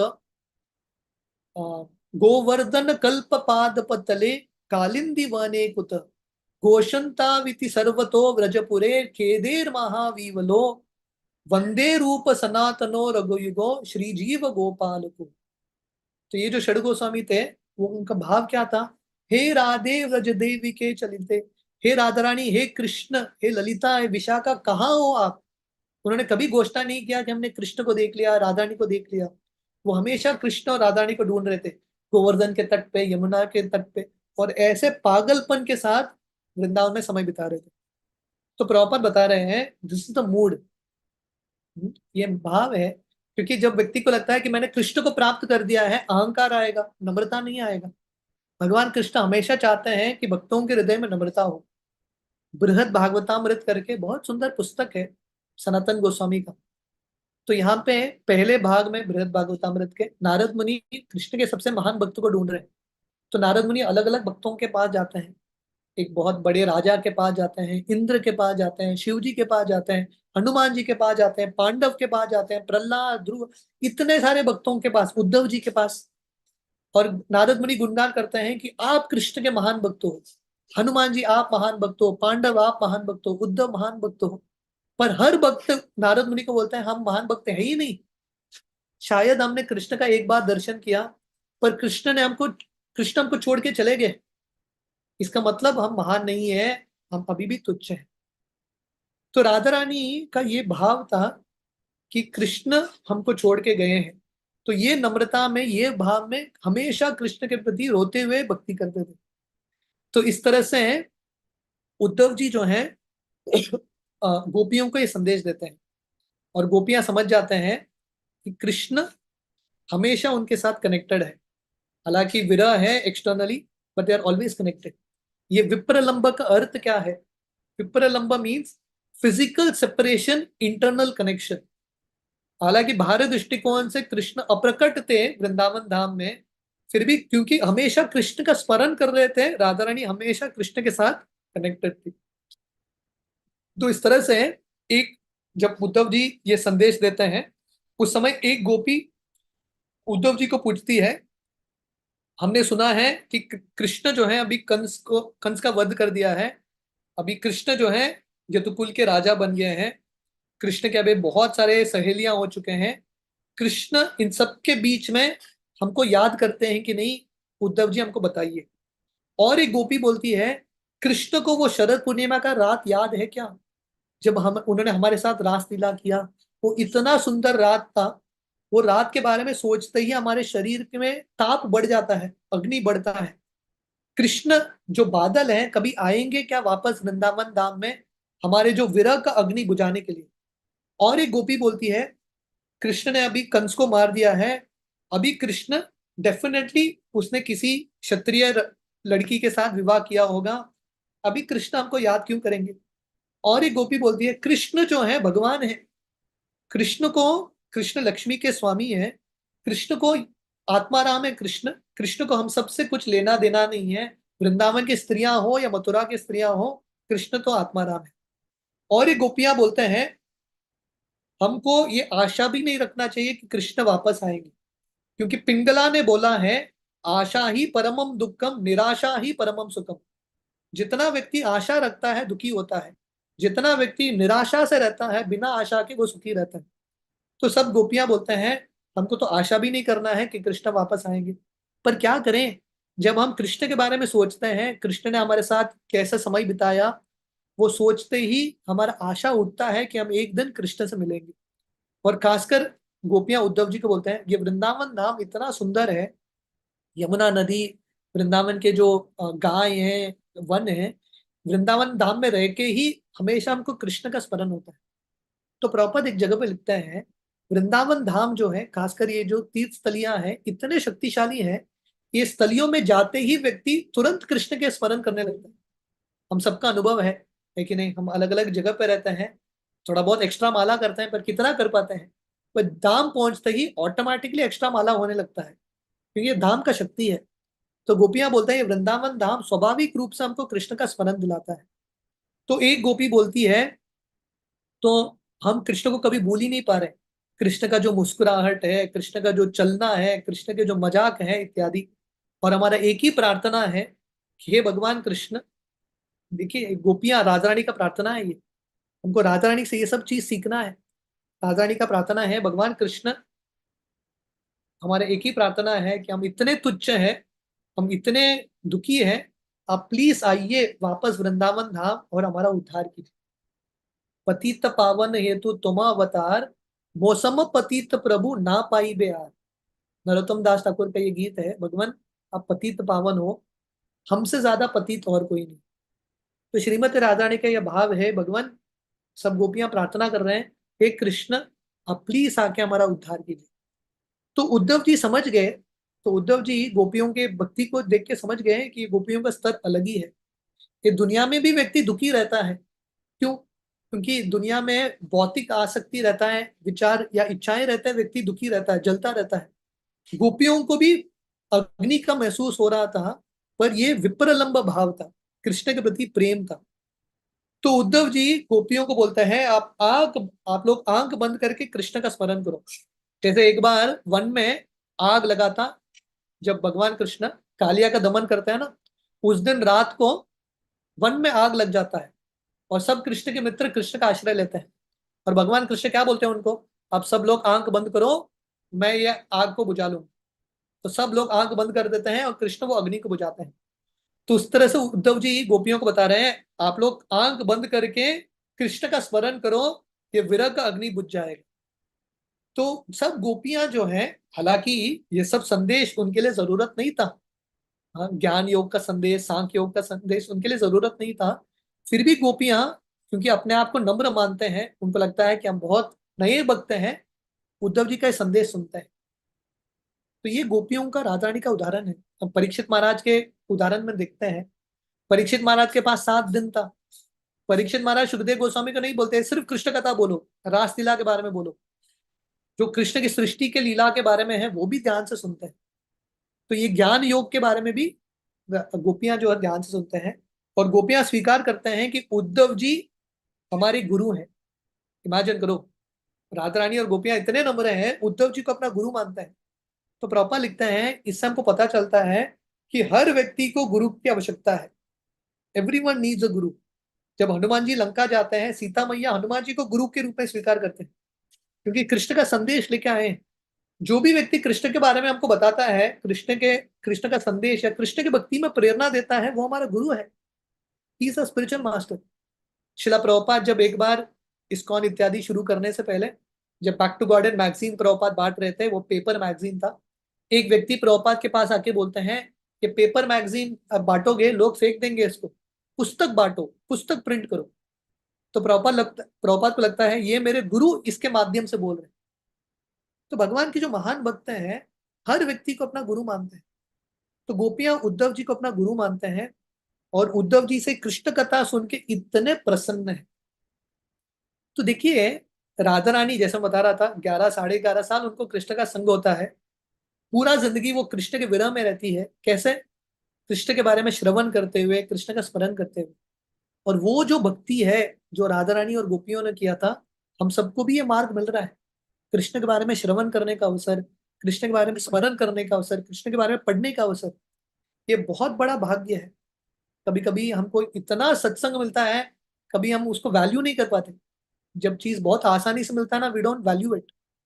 पर राधा रानी उद्धव जी के प्रति उनको इतना कृतज्ञता है, कृष्ण ने आपको भेजा है हमको बचाने के लिए, आप कृष्ण कथा लेके आए हो हमारे लिए। और उद्धव जी जो है, देखिए, गोपियां उद्धव जी को अपना गुरु मान रहे थे, उद्धव जी गोपियों को अपना गुरु मान रहे थे। तो उद्धव जी इतने प्रसन्न होते हैं वृंदावन में, वो आए थे वृंदावन 2-3 दिन रुक के जाने के लिए, इतने प्रभावित होते हैं राधा रानी के भक्ति को देख के, उद्धव जी काफी महीना रह जाते हैं। जैसा ना मैंने बताया था, कृष्ण के भक्त थे, वृंदावन आने के बाद राधा रानी के भक्त बन गए, कृष्ण को भूल गए। कृष्ण को संदेश भी नहीं दिया उन्होंने कि मैं लेट आऊंगा, कृष्ण को भूल गए, यहीं पर रह गए। और उद्धव जी गोपियों के साथ समय बिताते थे, और दिन रात वो लोग कृष्ण कथा की चर्चा करते थे। मत चित्त मत गत प्राण बोधयंत परस्परम, कथयंतश्च माम नित्यम तुष्यंति च रमन्ति च। ये भक्तों का उदाहरण है, राधा रानी का उदाहरण है, उद्धव जी का उदाहरण है। भक्तों के संग में कृष्ण कथा करना। चैतन्य भागवत हम वर्णन कर रहे थे, जब माधवेंद्र पुरी अद्वैत आचार्य से मिलने के लिए आते हैं शांतिपुर में, दो भक्त घंटों घंटों, दिन भर दिन समय बिताते हुए कृष्ण कथा करते हैं, बहुत आनंद में है। महाप्रभु जब रामानंद राय से मिलते हैं कोवूर में, बहुत सारे दिन महाप्रभु रामानंद राय के साथ कृष्ण कथा चर्चा करते हैं। तो कहने का अर्थ है, भक्तों के संग में आनंद इसी में है, कृष्ण कथा चर्चा करना। और वृंदावन धाम एक स्वाभाविक जगह है जहाँ पे नेचुरली कृष्ण का स्मरण होता है। तो इस तरह से उद्धव जी गोपियों से इतने प्रभावित होते हैं, बहुत सारे गीत लिखते हैं उद्धव जी गोपियों के गुणगान में, कि ये जो गोपियां हैं इनका जिंदगी सफल है, क्योंकि उन्होंने कृष्ण के प्रति असीम प्रेम प्राप्त किया है। तो उद्धव जी विचार कर रहे थे, व्यक्ति का जन्म किसी भी परिवार में हुआ हो, कोई अनपढ़ हो कोई भी हो, अगर उसने कृष्ण भक्ति किया है, डेफिनेटली उसका जिंदगी सफल। जैसा मेडिसिन है, कोई भी मेडिसिन स्वीकार करेगा, मेडिसिन तो इफेक्ट करेगा ही। वैसे ही अगर हम कृष्ण कथा का श्रवण करेंगे, कृष्ण कथा का अमृत पिएंगे, डेफिनेटली ये गोपियों की तरह हम सबके हृदय में कृष्ण के प्रति भक्ति उत्पन्न हो। तो राधाष्टमी के दिन हमारे यही प्रार्थना है कि हम थोड़ा बहुत कृष्ण के प्रति प्रेम उत्पन्न करें। Develop love for Krishna. Krishna प्रेम बिना व्यर्थ दरिद्र जीवन, दास करी वेतन मोरे देह प्रेम दम। कृष्ण प्रेम बिना हमारा जिंदगी व्यर्थ है। हमारे एक ही प्रार्थना है, भगवान मैं कुछ भी चुकाने के लिए तैयार हूँ, I am ready to sell anything, Krishna प्रेम प्राप्त करने के लिए। है कि नहीं? हर चीज का एक प्राइस होता है, कुछ महान चीज चाहिए तो प्राइस भी चुकाना पड़ता है कि नहीं? तो कृष्ण प्रेम आसानी से नहीं मिलेगा। भगवान कृष्ण ने गोपियों को, राधा रानी को टेस्ट किया, तो हम सबको डेफिनेटली टेस्ट करेंगे। अगर हम कुछ भी चीज त्यागने के लिए तैयार हैं, कुछ भी करने के लिए तैयार है कृष्ण भक्ति प्राप्त करने के लिए, तभी भगवान कृष्ण भक्ति देंगे। Only then they will give, Krishna will give that bhakti. तो उद्धव जी बोल रहे थे, ये जो राधा रानी गोपियों ने भक्ति प्राप्त किया है, वो जो भक्ति प्राप्त करना लक्ष्मी ब्रह्मा शिव जी के लिए भी दुर्लभ है। इसलिए लक्ष्मी अभी भी तपस्या करती है बेलवन में राधा रानी का कृपा प्राप्त करने के लिए। शिव जी नंदीश्वर पर्वत के रूप में अभी भी है नंदग्राम में, राधा रानी गोपियों का चरण धूलि प्राप्त करने के लिए। ब्रह्मा जी 4 पर्वत के रूप में है बरसाना धाम में, राधा रानी और गोपियों का चरण धूलि प्राप्त करने के लिए। तो ये राधा रानी का स्तर है। उद्धव जी उस समय प्रार्थना करते हैं, मेरा एक ही इच्छा है वृंदावन धाम में आके, मुझे वृंदावन धाम में फिर से जन्म लेना है। उद्धव जी को तब तक लग रहा था मेरा जिंदगी सफल है, मैं कृष्ण का इतना निकट हूँ, कृष्ण के साथ बिस्तर में सोते थे उद्धव जी। पर वृंदावन धाम में आके उनको ये भाव उत्पन्न होता है, मेरा जिंदगी का लक्ष्य अभी चेंज हो गया है, मुझे वृंदावन धाम में फिर से जन्म लेना है, एक लता के रूप में, एक गुल्म लता घास के रूप में, ताकि राधा रानी के चरण धूलि, गोपियों का चरण धूलि प्राप्त हो। क्योंकि उद्धव जी को इतना शर्म आ रहा था, मैं गोपियों से चरण धूलि मांग भी नहीं सकता, गोपियां देंगे भी नहीं क्योंकि इतने नम्र हैं। तो उद्धव जी सोच रहे थे मुझे वापस जन्म लेना है। इनफैक्ट मैं जब उद्धव कुंड गया था, जहाँ पे उद्धव जी अभी भी गुलमलता के रूप में है, वहां के बाबा जी महाराज बता रहे थे, हम सब जानते हैं भागवत में वर्णन आता है, जब भगवान कृष्ण अपना लीला समाप्त करते हैं, लीला समाप्त करने से पहले वो मैत्रेय ऋषि और उद्धव जी से मिलते हैं। उस समय भगवान कृष्ण उद्धव जी को संदेश देते हैं, इसको उद्धव गीता बोलते हैं। जैसे भगवान कृष्ण ने अर्जुन को संदेश दिया था, वही जो गीता का ज्ञान उद्धव जी को देते हैं। मतलब कृष्ण की लीला के समाप्ति के पहले अंतिम व्यक्ति से मिलते हैं भगवान कृष्ण उद्धव जी से, और उद्धव जी को पूरा ज्ञान देके भगवान कृष्ण उद्धव को बोलते हैं बद्रिकाश्रम जाओ, वहां पे तपस्या करो। पर उद्धव जी का मन का इच्छा था वृंदावन धाम रहना, पर कृष्ण उनको बोल रहे हैं बद्रिकाश्रम धाम जाना, तो क्या करना है उद्धव जी को? तो उद्धव जी राधा रानी से प्रार्थना करते हैं। राधा रानी क्या करती है पता है? बद्रिकाश्रम में उद्धव जी का 11,000 साल का समय ही 11 घंटे में समाप्त कर देती है राधा रानी।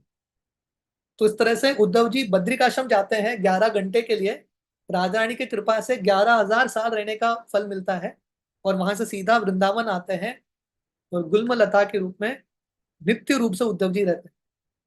क्योंकि उद्धव जी का यही प्रार्थना था, राधा रानी के चरण धूलि को प्राप्त करें। तो ये अध्याय समाप्त होता है जब उद्धव जी काफी महीना रहते हैं वृंदावन में, उनको जाने का इच्छा ही नहीं था, राधा रानी को चरण कमल को छोड़ के जाने का इच्छा ही नहीं था, फिर भी जाना था, कृष्ण का सेवा है। तो सबका आज्ञा लेके उद्धव जी निकल रहे हैं वापस। उस समय सब ब्रजवासी आके उद्धव जी से प्रार्थना करते हैं, हे उद्धव जी, हम अब सब आप हमको आशीर्वाद दो कि हमारा मन ये राधाष्टमी के दिन, ये हमारा प्रार्थना होना चाहिए, दिस बी द प्रेयर। ये प्रार्थना के साथ we will end today's session. तो सब जो गोपियां हैं, सब ब्रजवासी उद्धव जी से प्रार्थना करते हैं, आप आशीर्वाद दो कि हमारा मन हमेशा कृष्ण में लगा रहे, हमारे वचन हमेशा कृष्ण का गुणगान करते रहे, हमारे शरीर से हम कंटिन्यूसली कृष्ण के सेवा में लगते रहे। ये सबसे ऊंचा प्रार्थना है, this is the highest prayer, ये राधा रानी का प्रार्थना है। बहुत सरल है, प्रभुपाद बता रहे हैं, fix the mind on Krishna, Krishna के बारे में विचार करो। कभी भी ऐसा समय नहीं होना चाहिए जब हम कृष्ण के बारे में नहीं बोल रहे, एक भक्त हो, दो भक्त हो, कंटिन्यूसली कृष्ण के बारे में बोलो। मन बुद्धि जितने भी अलग अलग भगवान ने हमको चीज दिया है, क्योंकि अल्टीमेटली सब कुछ कृष्ण का ही है, जो भी भगवान ने हमको दिया है वापस कृष्ण को समर्पित करना, ये हमारा भक्ति का भाव है। और सब ब्रजवासी उद्धव जी से प्रार्थना करते हैं कि हाँ, हमारा भगवान से एक ही प्रार्थना है, उद्धव जी आप कृष्ण से जब मिलेंगे, हमारा प्रार्थना है कि आप कृष्ण को बोलिए, हमको स्वर्ग स्वर्ग की भी अपेक्षा नहीं है, नरक की भी अपेक्षा नहीं है, हम कहीं भी जाने के तैयार हैं, हम बार बार जन्म लेने के लिए तैयार हैं, पर हमारी एक ही प्रार्थना है, हमारा मन हमेशा कृष्ण में लगा रहे, may our minds always be in Krishna. This was the prayer of all the gopis. तो उद्धव जी जाते हैं भगवान कृष्ण के पास, और भगवान कृष्ण के सामने राधा रानी और सब गोपियों का, ब्रजवासियों का गुणगान करते हैं। श्रीमती राधा रानी की जय, राधाष्टमी महामहोत्सव की जय, श्रील प्रभुपाद की जय। हरी हरी बोल। थैंक यू सो मच प्रभु जी, आपने बहुत सुंदर तरह से श्रीमती राधा रानी और उद्धव जी का और गोपियों के साथ और वो मधुमक्खी के साथ जो संवाद था, और आपने इतने श्लोकास कोट किए, मतलब you are so scholarly Prabhu ji. I am so inspired with you Prabhu ji. Thank you so much प्रभु जी, आपने इतने दिन बाद आपके श्रीमुख से कथा सुनने में बहुत आनंद आया। हरी हरी बोल Prabhu ji. Can we take few questions, और इज इट पॉसिबल, और we can take it to next class We can take. As per your. Okay, Pradyumna Prabhu ji आप अनम्यूट कीजिए। हरे कृष्णा। हरे कृष्णा, दंडवत प्रणाम। अच्युत गोपाल प्रभु आपके चरणों में कोटि कोटि नमस्कार। बहुत आनंद हुआ आज, आपने बहुत अच्छा टॉपिक आज लिया और समझाया उद्धव गीत के बारे में और भ्रमर गीत के बारे में। हाँ प्रभु जी, उद्धव जी तो जो ज्ञानी थे, और भगवान ने ये लीला किया कि उद्धव जी का ज्ञान है वो उसको प्रेम भक्ति सिखाने का है, तो इसलिए उसको गोपियों के पास भेजा था। तो उद्धव जी तो ज्ञानी थे, तो गए, भगवान ने उनका चैरियट दिया कि मेरा चैरियट लेके जाओ और सब कुछ, और वो वहां पहुंचे तो उनको तो ऐसा था कि मैं गोपियों को आधे घंटे में समझा दूंगा और वापिस चला आऊंगा मथुरा। और वो तो गए, मगर वहां 3 महीने रहे थे वृंदा गोपियों के पास 3 महीने रहे, और कितना प्रेम भक्ति के बारे में सीखा। और अल्टीमेट चैतन्य महाप्रभु भी अपने को बताते हैं कि प्रेम भक्ति is top most, and we have all has to follow this. गोपियों पाद पर दासानुदास, गोपियों के चरणों में, राधे रानी के चरणों से हमको आगे प्रेम भक्ति होती है अपनी गुरु परंपरा से। बहुत आनंद हुआ प्रभु जी, थैंक यू वेरी मच। हरे कृष्णा, जय राधे श्याम। जैसे आपने बताया, मैंने शुरुआत में बताया था, उद्धव जी का गोपियों के साथ ये जो संवाद था, अ, अ, उद्धव क्यारी करके एक जगह है नंदग्राम में, वहां से शुरू होता है। पर ये जो संवाद है, ऐसा चलते चलते अलग अलग स्थली पे करते हैं। फाइनली वृंदावन में एक स्थली है ज्ञान गुदरी, वहां पे ये संवाद समाप्त होता है। ये जगह का नाम ज्ञान गुदरी है। ज्ञान गुदरी का अर्थ है उद्धव जी का ज्ञान उतर जाता है। तो वो वृंदावन में है ना? वृंदावन में है। वृंदावन के कहाँ हो प्रभु जी? ज्ञान गुदरी वृंदावन में है। या लेकिन तो कहाँ हो? कहाँ पे? ज्ञान गुदरी करके एक स्थान है जहाँ तो परिक्रमा, वृंदावन की परिक्रमा करते हैं तो बीच में किसी को पूछेंगे। हाँ, थोड़ा अंदर है या, पर वहां पे नरोत्तम दास ठाकुर के राधा व्रज राजा हम ब्रजमोहन, गए थे, हम गए थे वहाँ। राधा ब्रजमोहन के मंदिर है ज्ञान गुदरी में। जय हरे कृष्णा, जय राधे श्याम प्रभु। राधे। अभी प्रभु जी आप आइए, और चैतन्य चरितामृत जो अधूरा हो बाकी है, तो जो आपको जैसा टाइम मिले और संजोग के वसात कुछ। राधे राधे। हरे कृष्ण प्रभु, जय राधे श्याम। थैंक यू प्रभु जी। निकुंज लीला माता जी आप अनम्यूट कीजिए। हरे कृष्णा। हरे कृष्णा, दंडवत प्रणाम प्रभु। मेरी छोटी सी जिज्ञासा थी कि राधा रानी और भगवान का विरह, उनकी लीला थी, विरह का वो स्वादन लेना चाहते थे, शराब वगैरह जो भी हुआ था। लेकिन प्रभु जो ब्रज के जो वासी थे, नंद बाबा थे, यशोदा माता थी, गोपियां थी, फिर उनको विरह भगवान का क्यों सहन करना पड़ा? फिर से प्रश्न पूछिए मतलब। प्रभु गोपियां जो यशोदा माता, वासुदेव, जितने बाकी सब थे ना, राधा रानी कृष्णा का हमने लीलाएं सुनी है कि उनको विरह का भाव का स्वादन लेना था, पर उन सबको फिर क्यों विरह सहना पड़ा? यशोदा माता, आनंद बाबा, बाकी जितने। Mood is the same. भगवान कृष्ण अपने भक्तों के और इंटेंसिटी, प्रेम को बढ़ाने के लिए भगवान कृष्ण करते हैं। Krishna does this. प्रभु एक और छोटा सा था, जब चैतन्य महाप्रभु की लीला में भगवान आए थे, तो जो उनकी 2 पत्नियां थी, क्या उनमें से कोई लक्ष्मी का स्वरूपा थी? क्या महाप्रभु के 2 पत्नियां थे, विष्णुप्रिया, लक्ष्मी देवी। तो पहले पत्नी उनका देहांत हो जाता है, इसलिए महाप्रभु फिर से शादी करते हैं। पर दोनों श्रीमती राधा रानी के स्वरूप है, लक्ष्मी के स्वरूप। ओके ओके प्रभु, धन्यवाद। Thank you Prabhu ji, thank you माता जी। मुनिश्रेष्ठ प्रभु जी आप अनम्यूट कीजिए। हरे कृष्णा।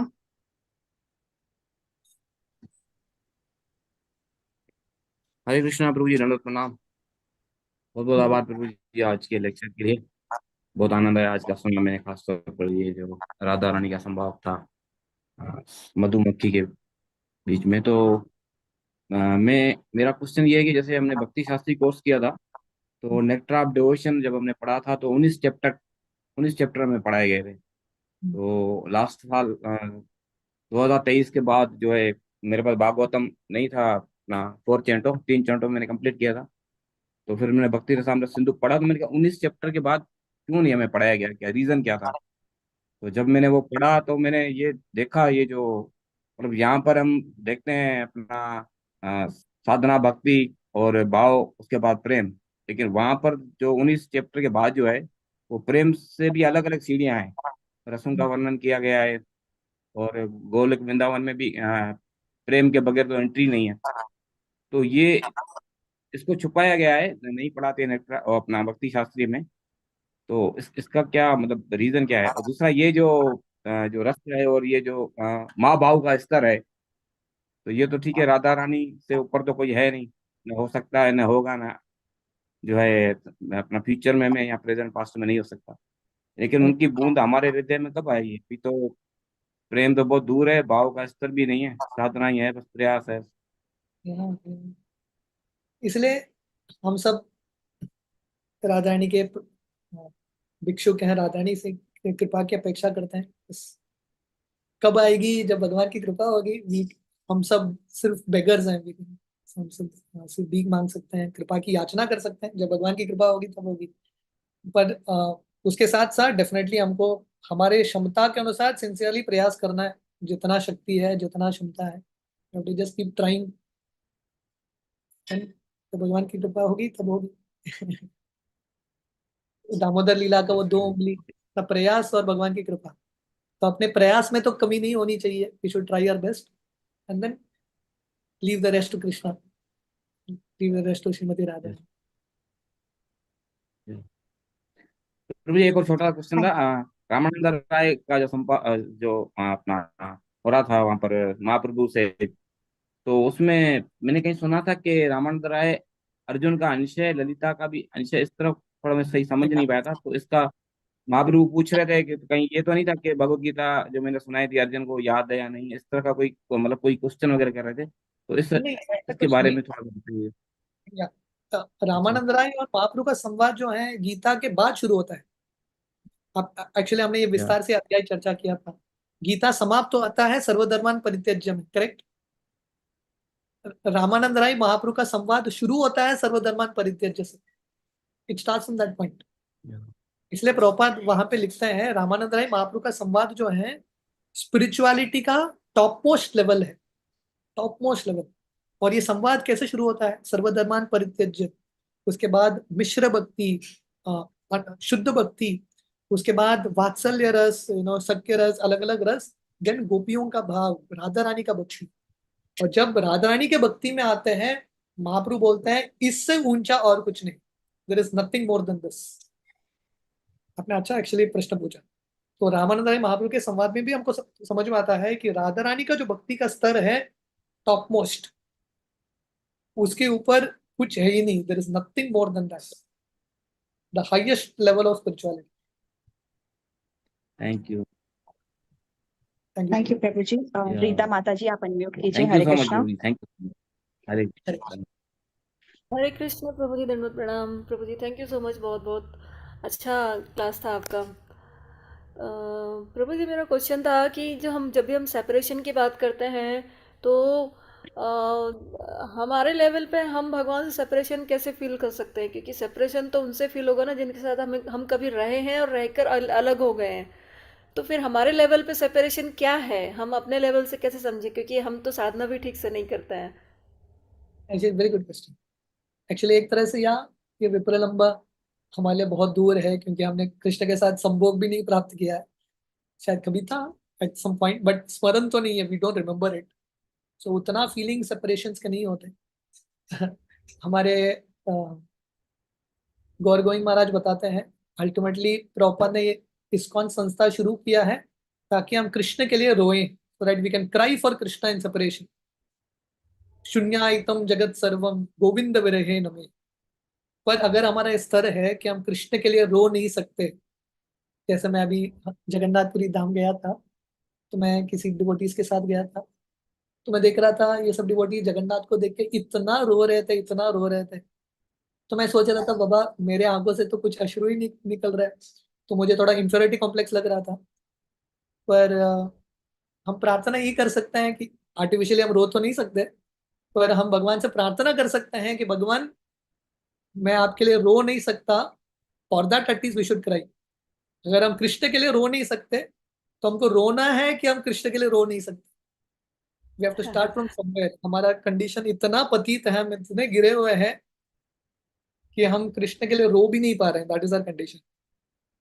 सो at least we can cry that. हम उतना तो हम रो सकते हैं कि कुछ भी भाव नहीं आ रहा है, pray like that and then sincerely you will get. तो ये सब जो चीज है ना, भगवान की कृपा से ही, श्रीमती राधा रानी की कृपा से ही होता है। सो अल्टीमेटली ये महामंत्र हम we are crying like a child. जैसे एक बच्चा होता है, प्रोपा ने महामंत्र का अर्थ कैसे दिया हमको, जैसे एक बच्चा माँ के लिए रोता है। बच्चा माँ को पकड़ के नहीं ला सकता, सिर्फ रो सकता है। माँ नहीं आ रही है तो और जोर से रो सकता है, माँ नहीं आ रही है तो और जोर जोर से रो सकता है। That's all we can do. तो ये महामंत्र सिर्फ रोना है, हमको कृष्ण के लिए तीव्रता से रोते रहना है। जैसा एक भिखारी है जो बार बार भिक्षा मांगता रहता है, बार बार भिक्षा मांगता रहता है, उसको थोड़ा बहुत कृपा मिलेगा। सो this is the only mood. ये हमारा एक ही भाव है, जस्ट कीप क्राइंग। अगर हम कृष्ण के लिए रो नहीं पा रहे, we should cry that we can not cry, then one day something will happen. Just one more small question Prabhu ji. हम लोग हमेशा जो षड गोस्वामीज का एग्जाम्पल देते हैं कि वो हमेशा दे नेवर क्लेम्ड कि वो उन्होंने भगवान को देखा है करके, दे यूज टू फील सेपरेशन। लेकिन बहुत सारी लीलाएं हमने सुनी है कि राधा रानी कृष्ण उनसे मिलते थे, मतलब there are so many, then definitely still how can. या बट देयर उनका मूड था हम कृष्ण से मिले पर कृष्ण चले गए। अच्छा। That was there mood. They were always humble.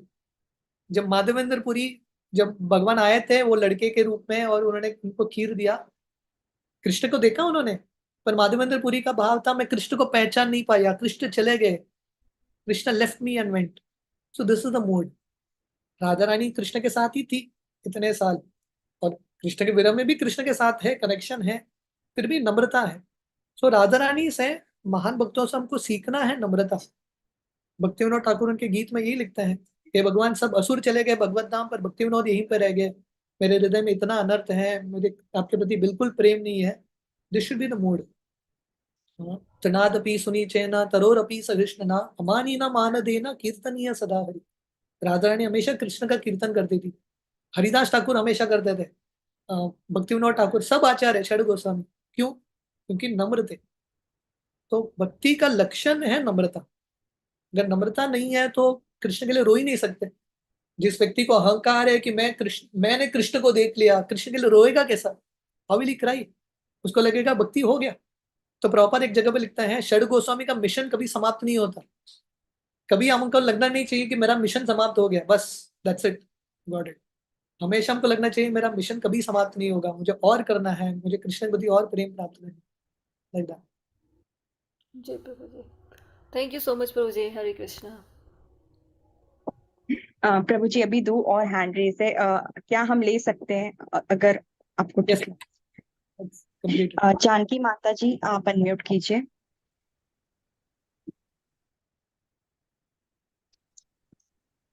Hare Krishna Prabhu ji. Thank you so much प्रभु जी, आपने बहुत सुंदर तरह से राधा रानी का वर्णन किया, उद्धव जी का वर्णन किया, for that again thank you. प्रभु जी मेरा क्वेश्चन था कि जैसे हम लोग जानते हैं कि जो वेदास है वो भगवान के स्वाद से आए हैं, और फिर वही वेदा भगवान ने ब्रह्मा जी के हृदय में मतलब स्थापित किया, उनका ज्ञान स्थापित किया, और उसके थ्रू आए वेदास।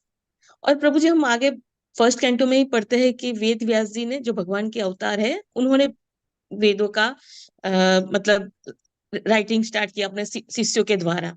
तो प्रभु एक्चुअली वेदास तो भगवान से ही आए हैं, तो ब्रह्मा जी का क्या योगदान रहा? वो ब्रह्मा जी का क्या योगदान रहा।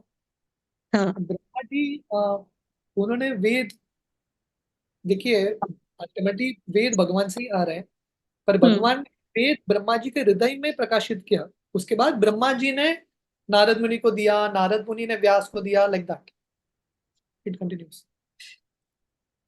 सो दैट्स तो हाउ द वेद व्यास परंपरा जी के रूप में एक्सपांशन हुआ। एक्सपेंशन हुआ। सो बेसिकली ब्रह्मा जी सब वेदों का ज्ञान देते हैं नारद मुनि को, और नारद मुनि वेद व्यास को देते हैं। वेद व्यास जो है पहला एक ही वेद था जब वेद व्यास ने रचना की। उसके बाद हम्म। व्यासदेव जो है, वेद व्यास जो है, 4 वेद में उसको बांटते हैं, मतलब श्लोकों को सेग्रीगेट करते हैं। जैसे अलग अलग मणि होते हैं ना, कलर, अलग अलग कलर के मनीस होते हैं। व्यासदेव रेड कलर के मनीस को अलग करते हैं, ब्लू कलर के मनी को अलग करते हैं, लाइक दैट ऑर्गेनाइज करते हैं उसको। That's all. हाँ हाँ, वो फर्स्ट कैंटो में आता है प्रभु जी। प्रभु जी, पर जो बोलते हैं हम कि भगवान के श्वास से वेद आए, वो कौन से वेदास है तो फिर? सेम वेदांत, सेम वेदांत। भगवान के श्वास से बोलिए, या भगवान ने ब्रह्मा जी को हृदय में स्थापित किया। थोड़े बोलते हैं भगवान ने बांसुरी के माध्यम से ब्रह्मा जी को दीक्षा दिया, वेद का ज्ञान दिया। It's all the same thing. Same Vedas. या वेद वेद इज वन, वेद एक ही है। Okay, thank you so much Prabhu ji. Hare Krishna. Thank you माता जी, थैंक यू प्रभु जी। प्रभु जी, मेरा 3 वेरी स्मॉल मतलब rapid fire kind of question था। जैसे कि जो मधुमक्खी का आपने बताया कि वो मधुमक्खी से राधा जी संवाद कर रही थी, तो वो मधुमक्खी कौन थे? वो मतलब कृष्ण के दूत थे कि क्या थे? या, वो तो वर्णन नहीं आता है, या डेफिनेटली राधा रानी के लिए कृष्ण के दूत थे, क्योंकि जो भी राधा रानी के लिए जो भी कृष्ण का स्मरण करता है, कराता है, कि वो कृष्ण के ही दूत हैं।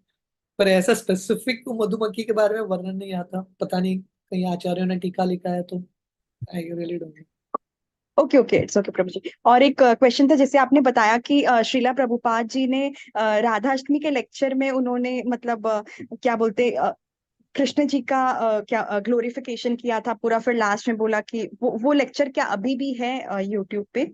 या it will be there, it will be there okay okay okay. और एक क्वेश्चन था कि ये जैसे आपने महाभाव बताया था चैतन्य महाप्रभु का और राधा रानी का, आपने जो बताया कि वो एक, ये मैंने प्रभु जी से पूछा था कि वो क्या राधा रानी का भी जो बॉडी जैसे सिकुड़ जाता था ना चैतन्य महाप्रभु का, आपने भी कथा में बताया था, तो वो उन्होंने बोला था कि उनका सिकुड़ता नहीं था। तो क्या चैतन्य महाप्रभु फिर सेपरेशन किनसे फील कर रहे थे? वो राधा रानी से फील कर रहे थे कि वो कृष्ण को मिस कर रहे थे? वो कृष्ण से, कृष्ण से। कृष्ण। महाप्रभु राधा रानी के भाव में थे। Okay okay okay. मतलब राधा रानी का वो सिकुड़ता नहीं था, जैसे आपने बताया था कि वो उनका वो दीवार में भी बहुत बार वो भिड़ जाते थे और उनका सिकुड़ जाता था, तो वो महाप्रभु का शरीर महाभाव। बढ़ जाता था, कभी महाप्रभु मोटे हो जाते थे, कभी बड़े हो जाते थे। एक बार अभी मैं जगन्नाथपुरी गया था, वहां पे तोटा गोपीनाथ में बहुत सुंदर चित्र है। चैतन्य चरितामृत में वर्णन आता है, एक बार महाप्रभु गौशाला में चले गए थे रातों रात, और महाप्रभु का शरीर एक फुटबॉल की तरह फूल गया, और सब गाय महाप्रभु को चाट रहे हैं, चाट रहे हैं, और सब भक्त ढूंढते हुए फाइनली महाप्रभु को प्राप्त करते हैं। तो राधा रानी का भी ये अलग अलग भाव थे। वर्णन आता है कि राधा रानी जब रोती थी, तालाब बन जाता था उनके अश्रु का, और राधा रानी जब वो तालाब में प्रवेश करती थी, उनका शरीर इतना गर्म था, वो तालाब तुरंत सूख जाता था, it would just dry up, इतना गर्म था उनका शरीर। So all these emotions are there. Hari बोल, वेरी नाइस प्रभु जी। मैंने तो पहली बार सुना वो गौशाला वाला, बहुत अच्छा, वेरी नाइस। प्रभु जी, मतलब वो क्या वो उनका राधा जी का मतलब बॉडी वैसे सिकुड़ता नहीं था वो महाभाव में? और राधा रानी का मैंने नहीं सुना अब तक। मैंने जो अभी वर्णन किया राधा रानी के अश्रु का और उनके शरीर के गर्मी का, उतना तो मैंने सुना था। जैसे महाप्रभु जब अलारनाथ में गए, अलारनाथ में अभी भी वो पत्थर है, जगन्नाथ जी के विरह में रहते थे महाप्रभु अलारनाथ में, उनका शरीर भी राधा रानी की तरह इतना गर्म होता था, एक पत्थर में सो गए थे महाप्रभु, वो पत्थर पिघल गया है। So these moods are there. Radha Rani का शरीर सिकुड़ना वगैरह, we have to read some more details. Okay okay okay, thank you so much Prabhu ji, very nice lecture and very nice question answer session. Prabhu ji एक और हैंड रेज हो गया, अगर आप बोलोगे तो आई कैन टेक। शिवानी माता जी, आप अनम्यूट कीजिए, लास्ट क्वेश्चन। जी हरे कृष्ण, दंडवत प्रणाम। प्रभु जी, राधा रानी का नाम ऊर्जेश्वरी है, वो क्या लीलाएं है? तो क्या बोले माता जी? ऊर्जेश्वरी, राधा रानी का जो नाम है ऊर्जेश्वरी। एक एक नाम है बोल रहे हैं। जी, वो क्या हाँ, लीला है कुछ? मुझे पता नहीं माता जी, मैंने ये नाम सुना भी नहीं। राधा रानी के डेफिनेटली बहुत सारे भागवतम नाम में है, हैं। ऊर्जेश्वरी नाम है ना, होगा तो जैसे आराधिता पूछना है पड़ेगा। नाम राधा रानी का। या मैंने मैंने सुना नहीं। क्या हमारा, हमें ऑनेस्टली स्पीकिंग, हमारा राधा रानी के बारे में हम बहुत ज्यादा पढ़ते नहीं है। शिला प्रभुपाद ने हमको बहुत ज्यादा इनकरेज भी नहीं किया वो डायरेक्शन में। तो नहीं, टू मच नॉलेज नहीं है मेरा भी।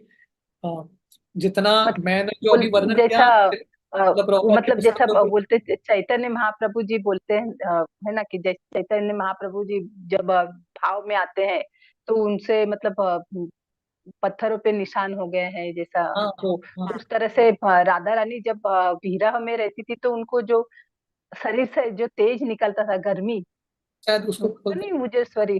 तो जैसे आपने बताया, यस तालाब यस, तक सूख गया, उनके आंसू से जो तालाब बन गया था, वो हो सकता है ना। पर हो सकता है।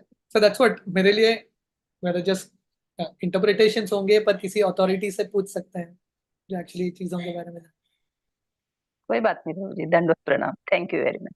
हरे कृष्ण। थैंक यू प्रभु हरे जी, थैंक यू माता जी। नहीं प्रभु जी, आपका बहुत नॉलेज है, आप ऐसे मत बोलिए। मतलब आपको, आपने इतने देर इतने सुंदर तरह से राधा जी का ग्लोरीफाई किया, दैट्स वेरी, मतलब that's very applaudable. Thank you so much प्रभु जी। तो प्रभु जी, अभी तो और कोई हैंड रेज नहीं है, तो अगर आपकी आज्ञा हो तो क्या हमें सत्र को यहीं पे विराम। श्रील प्रभुपाद की जय, हिज ग्रेस सच्चिद गोपाल प्रभु जी की जय। वाञ्छाकल्पतरुभ्यश्च कृपा सिन्धुभ्यैव च पतितानां पावनेभ्यो वैष्णवेभ्यो नमो नमः। समस्त कोटि वैष्णव वृंद की जय, श्री प्रभुपाद की जय, हिज ग्रेस सच्चिद गोपाल प्रभु जी की जय। थैंक यू सो मच प्रभु जी फॉर योर वैल्यूएबल